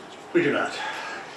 So if we go ahead with this plan and we do make a full decision, what's the construction schedule? Would that be during the summer? I mean, we're not gonna interrupt any of the No, so, school year. well, so our original plan was to take care of all the inside of the high school first. Both projects would start in June, depending on what contractor, if it was the same contractor, if there's multiple contractors. Both projects would start in June. The high school building itself is not an issue to be completed by the time school starts. The auto shop and welding area, the hang-up with that will be mechanical equipment, getting it on time, because some of that stuff is, 6 to 8 months out from the time that it's ordered, because it's got to be manufactured now, they don't have stuff like that sitting on the shelves. So we are anticipating that the auto shop welding, that project itself will go into the school year, November, December. And I know Derek and Jen are working on that. I've talked to Alex and AJ both about it. They're gonna change some class things around, so they don't need to be in that space until the second semester, which starts sometime in January. So there'll be some juggling things around, but we'll make it work for them. Tyler, what does, okay, so this gray space, you Yep. said the boiler, Sure. that could be phase 2. Yep. Like, what does that mean? Because I'm sitting here also going, well, maybe hot art. I mean, I feel like it fits in with some of this stuff. One of the reasons, and I've heard, you can tell me if I'm wrong, which I did. That boiler was actually, could be taken out, but the city has always used it as basically a backup. They used to. So They used to. those boilers haven't ran since the early 90s. Okay. I think it was the 82, I think they were shut down, is what Luke Peterson had told me, I don't know if that's correct. It was a long time ago. It is, I saw the Okay. license for the guy who was working there. Okay. They own the boilers. Right. We are kind of waiting to see what's gonna happen with that. I know 2-3 years ago, they came in there for a summer, they were planning on doing some work to them, and it just kind of fizzled off, and I haven't seen it back there since, so. In hopes would be that we get those removed someday and remove all the old equipment, and we gain, 10,000 square feet of usable space. That's their equipment, so the cost of removing it would be their expense. I think that's why we're waiting. It's a sticky one, I don't know if I can answer that question. Well, they're on your property. You I don't know if I know. eminent domain them when they got it. I mean, they're taking up our space, they should be paying us And again, money those for are- keeping them there. Those are agreements, excuse me guys, those are agreements that have been There's a in place reason for for all that stuff. 20+ years. Spent 16 years on a PUC commission, so. There you go. But if the city is not using them, and we have plans to remodel and use that area, wouldn't it be more efficient if we did it all now? Because, I feel like this art stuff could benefit from being with some of the industrial arts too. I think when we looked at costs, even if you're just like encapsulated, right, put a floor over the top, right, because it sits down below, how many people, it must be 15, 20 people on the main floor. At least 18 to 20 feet, yeah. So if just over the top, if you went over the top of it, right, and this was all floor space, and then that was just encapsulated underneath, the cost like blew our budget out. The cost for us to do any kind of demolition in there to make that usable space is often above $7 million. between taking the old coal chutes out that are 100 years old, taking the boilers out, building the floor, moving all the old piping and whatever else is on there. It's just something we can't even think about right now, unfortunately. Aren't there funding available at a different level for, I mean, like I see that as being infrastructure, So we safety, reached and- out to the IRRB again on something like this, just because of all the talk that other districts were getting money from them for demo, and they just said, unfortunately, no, at this time, we do not have any funds for you guys to do that. We don't just hand funds out to do that, it's usually part of the initial project that we're funding, so. How much asbestos would be down there? We've had, I'd say 90% of the asbestos removed out of there, at least 90% of it over the last 10, 15 years. It just feels pretty crazy to build beautiful work around this that doesn't even belong to us. Yeah, and again, the hopes are, I mean, something happens, something changes, funding becomes available, we remove all that, and there's our phase 2 of the project. We get the wood shops out there and everyone's all together, but. Yeah, and that was the idea, I mean, like Director McLaughlin was talking about the hot arts, but that was the idea, was then to get woods to stay in nicer building under this plan in their current spot. They would lose some of the space where choir is going, so they have wood shop on the other side. And you can see in here, Sean would be gaining carpentry classroom that currently doesn't exist for you, correct, Tyler? Yes, This is a new space. But the idea would be eventually is like, they're all out in the same space collaborating together, like working on projects. Home building ties in somehow with our woods class and our metals class, and it's about them getting in their space and collaborating. Is Yep, what it's our all hope is. together, yeah. And we can't get them all there now, there's just not enough space, but the plan would be eventually, hopefully, that woods would be out there also. I just feel like how much are you gonna have to disrupt this new construction at some point in time? And I don't think it's much, I mean, it's basically it'd be knocking on a wall, right? Yeah. And you'd have to have support above it, Yep. of course, we just be knocking on a wall open into that space. And again, I understand where you're coming from 100%. If I could, I'd build these guys a new location and everyone's all together and we're done. We don't have to think about it or worry about it anymore, but just don't have the money to do it. And we looked at those options at the Lincoln, adding on the Lincoln, using your transportation garage, your My space, shop, everything just blew the budget out of the Yeah. water. This was the most efficient. And it's not only for CTE, right, like it would be great for that, but it would also enable a more, in my opinion, more logical positioning of band and choir, they perform together a lot, it would maybe enable the weight room to be by, you know what I mean? It yeah, just feels like I it get makes it, trust me. the rest of the project flow. And just, again, this wasn't all thrown together and overnight. I mean, I we spent a long time making this work and trying plan A to B, and now we're on plan X, so this is where we're at. If you guys would like me to change something, I'll Yes. definitely change something. I would like to ask if you would ask the PUC to come remove their equipment. You think, We plan to And I'm have sure those. if you have to have any questions about it, with the experience that our leader has over here, he can tell you to go about how to do it. who do you think's gonna pay for that? If everything goes. Oh, the public's gonna pay for it. Yeah, well, our light bill just went up, oh, the heating bill, Well, natural gas. We are planning on having some conversations with them. But it just wouldn't on hurt to talk to our- Under our them. agreement after the new year, so. Maybe some federal stuff Well, even. what about all the money that they got from RIA, or whatever RIA is?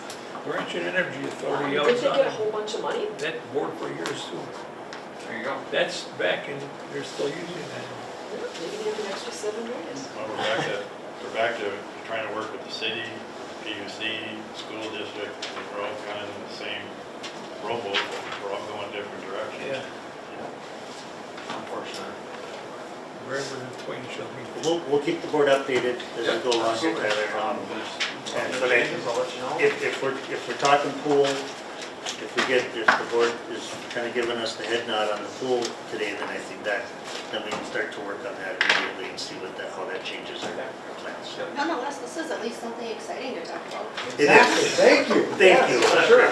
Thank you. Thank you, guys. Thank you. Tyler, maybe just stay for a minute on the next one, and I'm going to put you on the spot again. Oh, it's okay. But I just, so we, one thing I want to talk about, we talked about potentially maybe closing the building or just having that conversation, an evaluation of our capacities where we're at. So our administrators, basically went through and looked at open spaces, looked at what space could potentially be utilized in a different way, what space do we have to offer, what space do we not have to offer. And we have some space, but I think where this gets complicated is then, we give office space and different classroom space to North Home workers. We have Boys and Girls Club that's utilizing a chunk of space here at the high school. We're gifting out some of that space to folks. And so I think that has to be the first conversation is like, are we going back from that? Is it going to be Hibbing needs first, our partners second, or how we want to look at that?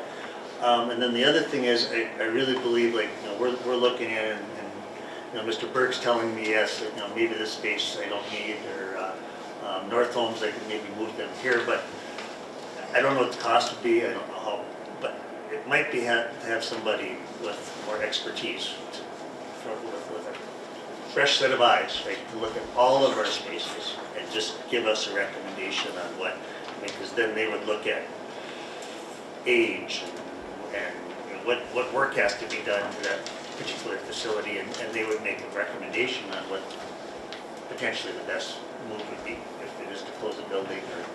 So I wanted to get a little direction from you on that to see if that's something that you want to pursue. I don't even know who we would go. I know there's people out there that do that. Yeah. I don't know who they are, I don't know what they cost, but is that something that you want to look at before we just jump in and have conversations about closing the building, and then God forbid we do something and then we've not estimated space correctly and now we're short, right?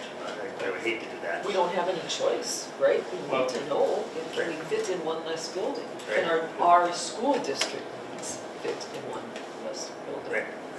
Yeah, if we're looking at closing a building, I think we need to look at, do we know which building costs us the most besides the high school to maintain? Yeah. And the district just put a lot of money into one of the schools, bring it up to date, make it a little, are we looking at, keeping that school versus is it more expensive to run the junior high? And then how that would co-mingle with the Washington and the Greenhaven, and how those things would work, because those are issues that have to be addressed now. Again, we're looking at $2 million shortfall this year. What are we gonna have next year? The following year? Yeah. And with our students' population dwindling, can we allocate those two different buildings and get rid of one of the buildings to accommodate what we need to have? Yeah. We really need a recommendation, where are we going to be in 10 years, right? Not that you have a crystal ball, not that you can forecast, but that's not just year to year, but further out, what's the best thing to do? Because, again, we've made a lot of changes here recently, right? Moved staff all over the place, moved kids, great configurations like the whole back of that again has that same with the community, right?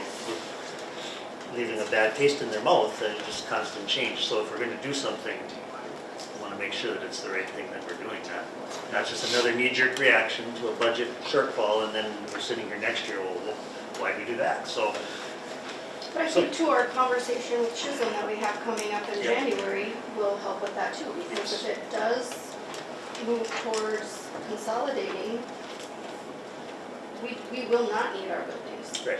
I mean, that's not what a consolidation is, where we get everybody to come here, that's not what Right. that looks like, so, I think that will be a help in that decision.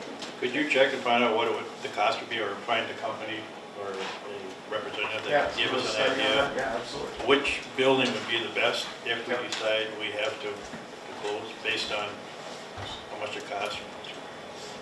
Just off the top of my head real quick, the Lincoln itself is probably the second most expensive building, and the building that needs the most work, so to speak. We redid all the mechanical systems in there back in 2003, 2004. But like cosmetically, it needs a lot on the inside. Roofs are all good, exterior's good. Per month, utility-wise, it's quite expensive as well. But capacity-wise, it holds the second most. so- Exactly, so, And And we and got having brand the new- 3 schools, and we got brand new- being winged, then the transportation goes down, I mean. all I was saying is the condition of what that building is in And the compared to the rest of upgrades them. made to Greenhaven, well, it's a good selling point for whoever needs that and wants to buy it.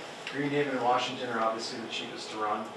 Washington we remodeled in 2014.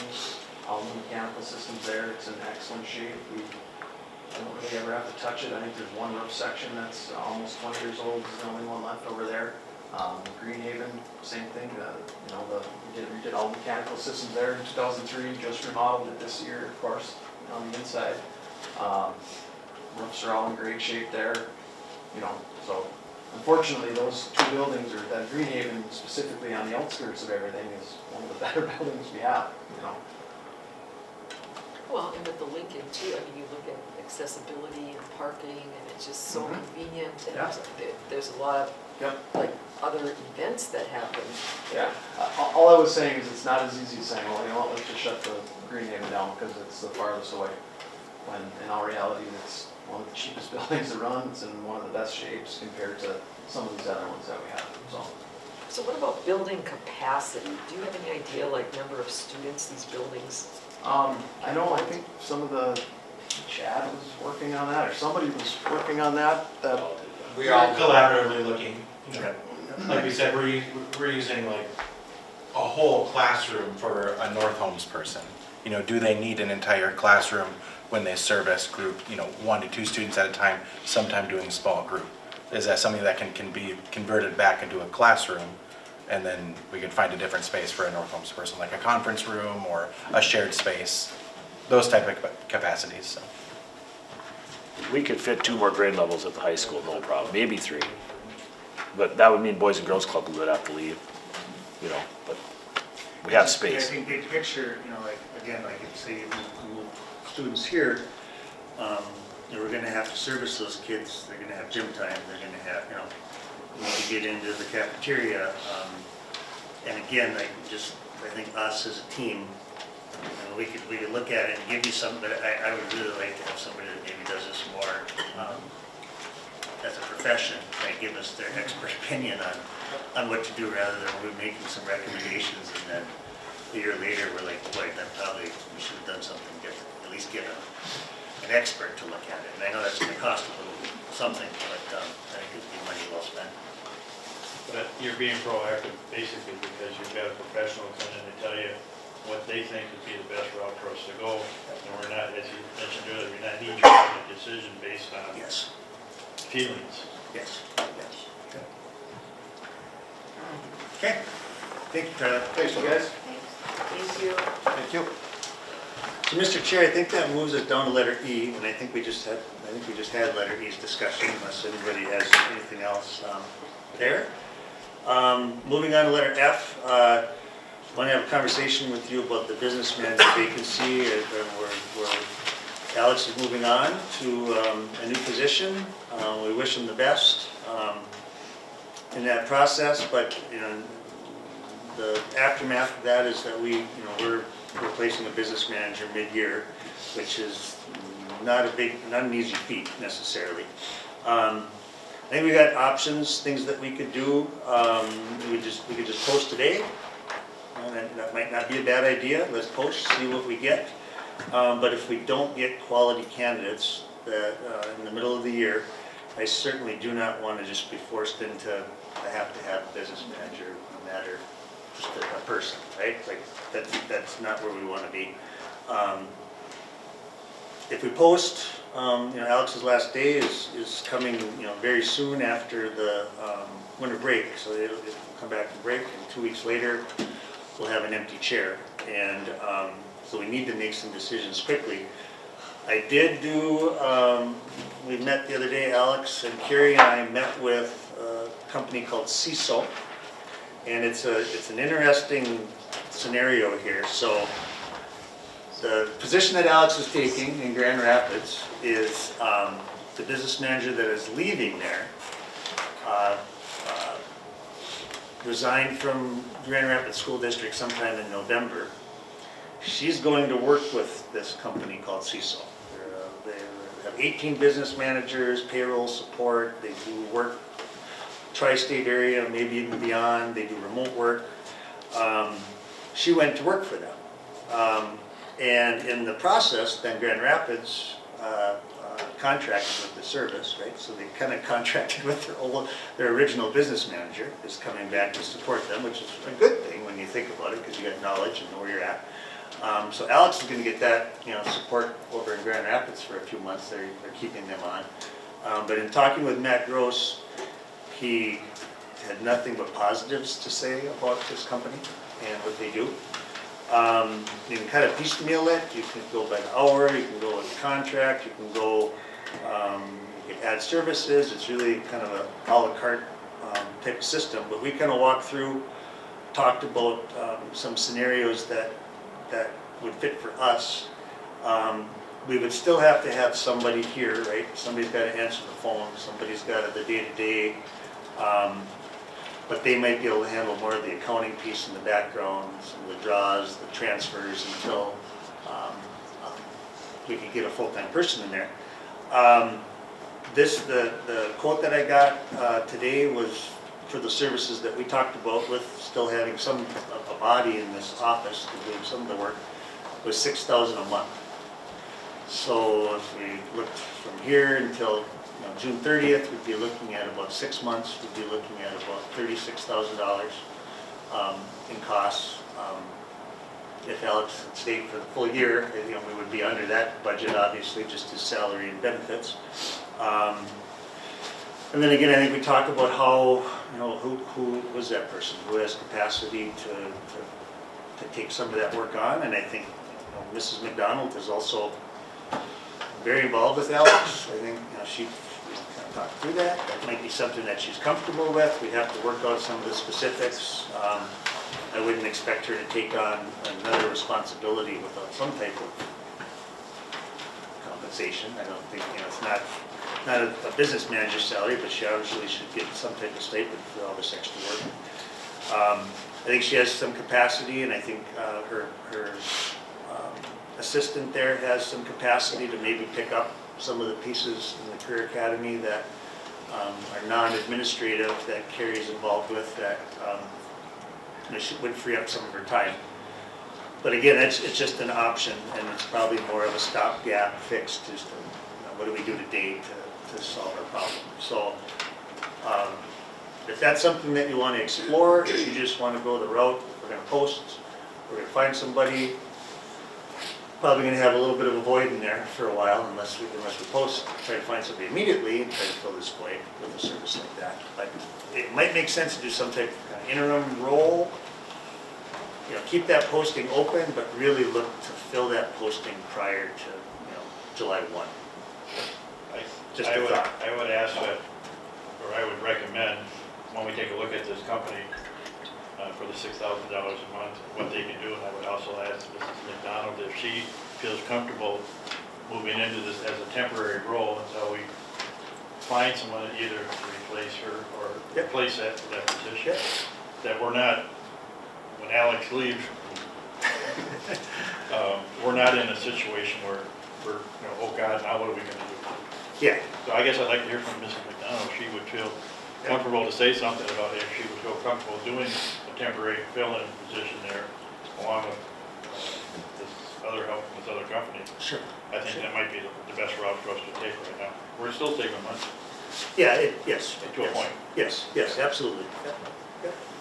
And I just want, and before Carrie, one other piece to this too, right? I mean, the non-aligned group, Joel's here, he's the president of the non-aligned group. I mean, we do have contractual obligations to post these positions. I mean, this is kind of farming out, right, that bargaining unit work by going with I spoke with Joel, and again, I think he's fine with the short term here, right? I mean, he would have more conversations if this business service rolled into the upcoming fiscal year. I mean, that they might have a different view of that. So he's on board with kind of piecemealing things and trying to make it work for now, which I really appreciate. So thank you. If we post now, And we're fortunate, get lucky enough to find a qualified candidate. Absolutely, then a different conversation. Maybe a different conversation. Because I definitely think we should post. I mean, Okay. I really do, and Okay. I mean, I appreciate that Carrie is willing to step up and for temporary. Yep. One, I would want to know what that stipend would look like. Yeah, and that'd be something we, if even when we go this route, I'd have to work that out with you and, yeah, yep. And I also think that, I mean, she has her hand in everything, which is, like, I mean, you wear many, many hats. Yep. And sometimes I think there's a limit. So, I mean, she would be the perfect one for it. I mean, if anybody, it would be Carrie. But I would recommend posting and seeing what we get, but agree that you don't just hire to hire and put, this is a very important role, and I think, especially after our audit, and knowing how much work and time that Alex puts into his role, I mean, it has to be the right fit. Yep. We did talk, and just where we're at window-wise, right? I mean, big things on the docket for this next 6 months. There's the day-to-day stuff, right? There's the phone calls, there's the retirees, there's the payroll question, whatever it is, there's the day-to-day stuff. But there's not big, huge items that happen between now and June 30th, other than a revised budget, the proposed budget for the upcoming fiscal year.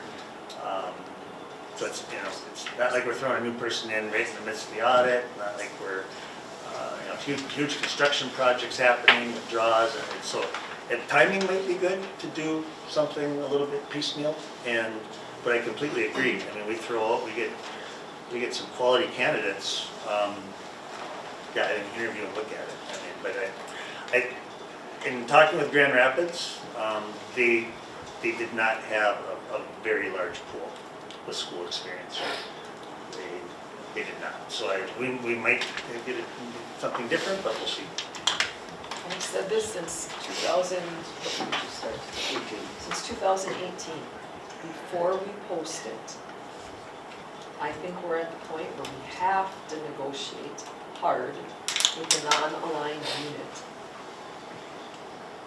The lane one in that contract needs to be negotiable up to that salary, because you may not have to pay the starting salary that's listed in that contract.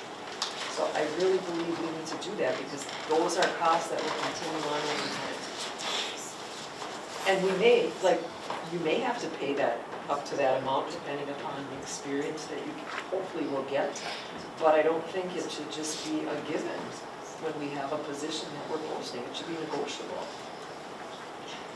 The other thing is, I would like to understand better with the CISO company. I know you've talked to Grand Rapids, but there should be other districts that they're contracting with that are now wrapping up their audits. Like, what did that look like, right? Like, from that perspective. From a budget perspective, it's gonna be really important that we have somebody in that role, starting yesterday, that will say no, and that needs to hold people accountable. I mean, we have no money, so even though it might just be Suburban to go here, or this to do that, like, we have no money. So accountability is huge, in my opinion. I think that we will have, hopefully, some construction projects going on, right? There's something, I mean, if we've got to spend this money, there will be construction costs, so. And I was just saying that in the next 6 months, I mean, we're not gonna, and it is, that's a lot of added work when you've got a project.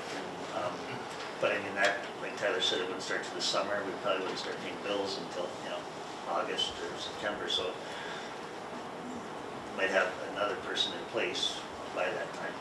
And you know what, I do think we have some very talented people, whether it's in support, support staff, whether it's in the office downstairs, whether it's in athletics, whether it's in career academies. I think we're at the point we need to leverage all resources.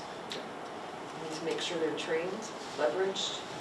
I guess 2 points I'd like to make. One is, if Carrie is comfortable doing, Mrs. McDonald, I'm sorry, is comfortable doing this, does she feel comfortable relinquishing some of that responsibility to Carrie in her office, who I'm sure is more qualified than most of us to do it?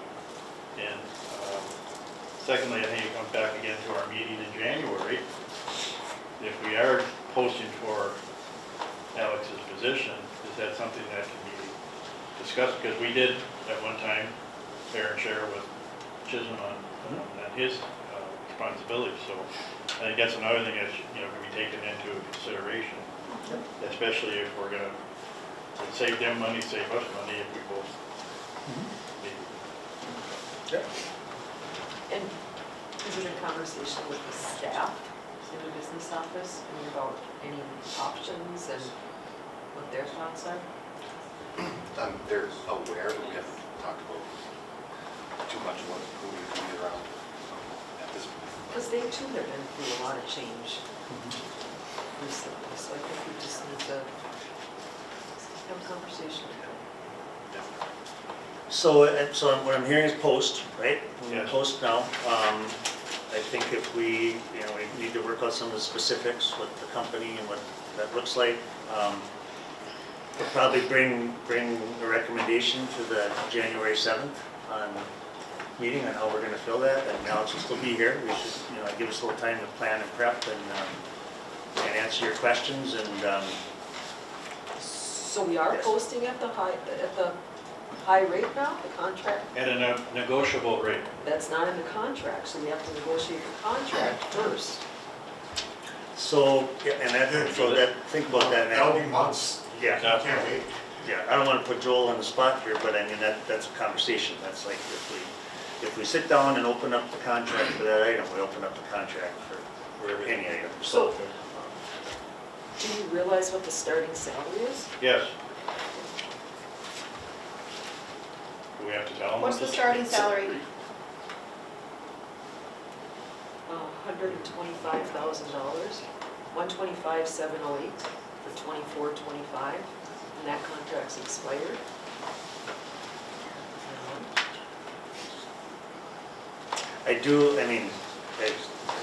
business manager salaries, right, we went and looked at a bunch of postings, because that's another thing, here's an opportunity, our job description, to go through that, how we post the duties, so that's something that I'm working on, and I've been looking at other postings throughout the state, and that salary is not out of line.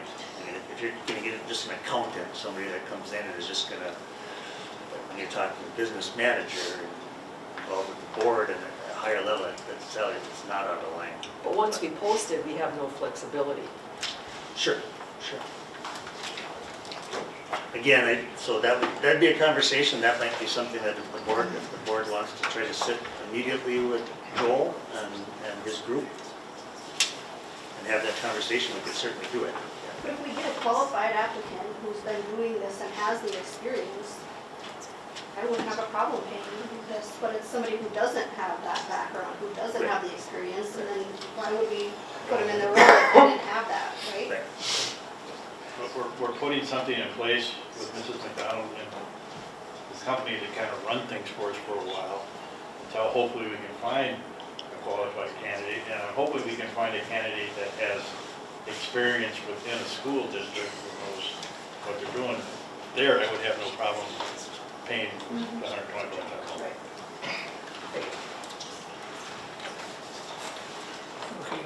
Okay, I think I've got some direction there, thank you. Could I ask to take a 5-minute break this way? You want me to just Can you leave? do these next? I can go quickly, because this really, the rest is gonna be pretty simple here, Mike, if. Yep, that's fine. That's fine. Unless you gotta go, I'll. So we're gonna talk that. Okay, so quickly, pool. I think, if we're gonna do this, Kirk has some programming in there through February 1st. So if we're gonna close the pool, excuse me, Kirk? End of February. End of February, you've already planned for? So if we're gonna do this, I don't think it makes a lot of sense to just pull that back immediately and, maybe you wouldn't have any new registrations going forward, Kirk, is that right? Pardon me? You'd have no new registrations after that end of February? At this time, you closed them? There's some folks, there's half a dozen, that canceling that Not versus as big of a 80 deal. kids signed up for summer lessons. Yeah, You know, yeah. So if we did it, it would be, we'd be looking at end of February, is that what you said, is that those programs are That's done? why I'd like, you guys pick a date if you want, but I think just give us 2 weeks and we'll start down January 1st. Yeah, yep, yep. You know, and is there anything we can do in scheduling? Because I've even heard with pools, like, it's a good thing for young kids to have swimming lessons. Is there anything we can do, whether it's once a week, if they could come to the high school from the Lincoln or something and have swimming lessons as part of the curriculum in the big pool here? I mean, just a thought, and we don't need to answer that today, but instead of cutting it out altogether out of the curriculum, is there a way we can help support students getting swimming lessons? I think Jen and Derek and Chad and Mandy could sure look at that, schedules when we get going there. Every kid has had swimming from 4th or 5th grade up, right? Because we had the Lincoln run in the last 2 years, so it's gonna be your K through 2 that haven't really had it yet, so. And the big pool here, honestly, except for swimming and a few things your community had, is underused. We can use it for stuff. So we'll look at that too. So is that, how, just a little clarification on how you'd like that brought forward. Would you like that brought as an agenda item to close the small pool, that as a vote? Well, let's get some comparisons of what the cost is in it. One could be Yep. a heck of a lot more than the other one, and the community, as it uses a heated pool, will give them more background. Yep, okay. Well, and how much of programming is actually gonna be lost, or if it can be realigned to the big pool, Well, that's right? what we Well, have it to sounds look at. like it can be, you just said it's not Yeah. being utilized as much as it should, so. Yep. Yes, I guess whether we do anything with the pool or not, if we shut it down, we're gonna save money. Right. I say shut it Maintaining. down.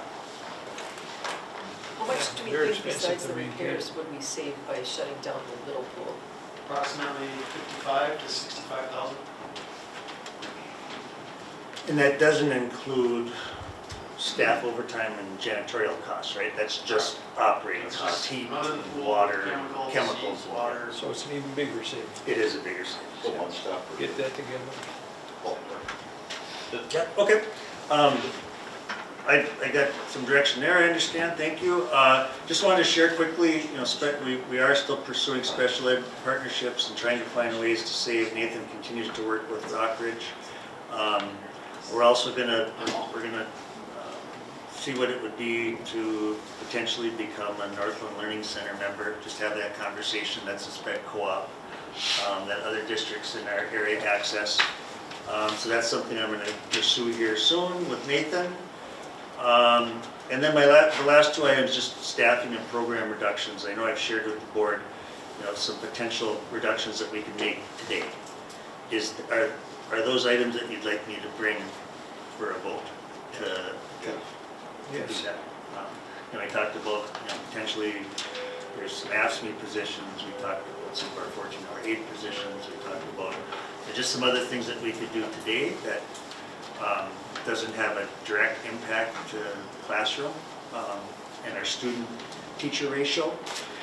So I would bring those recommendations to you here very soon if that's something that you'd like me to do. Yes. Okay? So with that said, How long a break? thank you. 10 minutes. Oh, 5 minutes is fine for me, I'm old. With that, before we go to the adjournment, after this meeting, we have another meeting, special board meeting to follow this session. So we'll take the 10-minute break. With that, recess, meeting's adjourned. Thank you.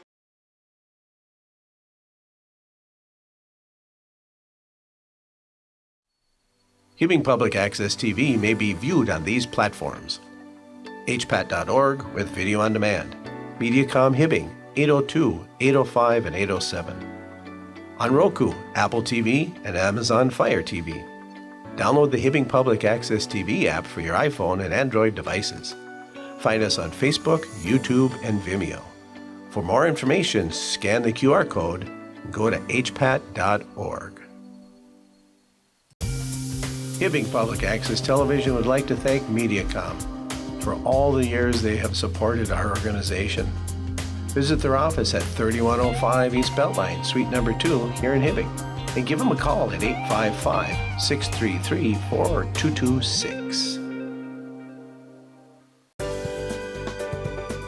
For over 25 years, U.S. Bank, located at 211 East Howard Street in Hibbing, Minnesota, has provided office and studio space for Hibbing Public Access Television.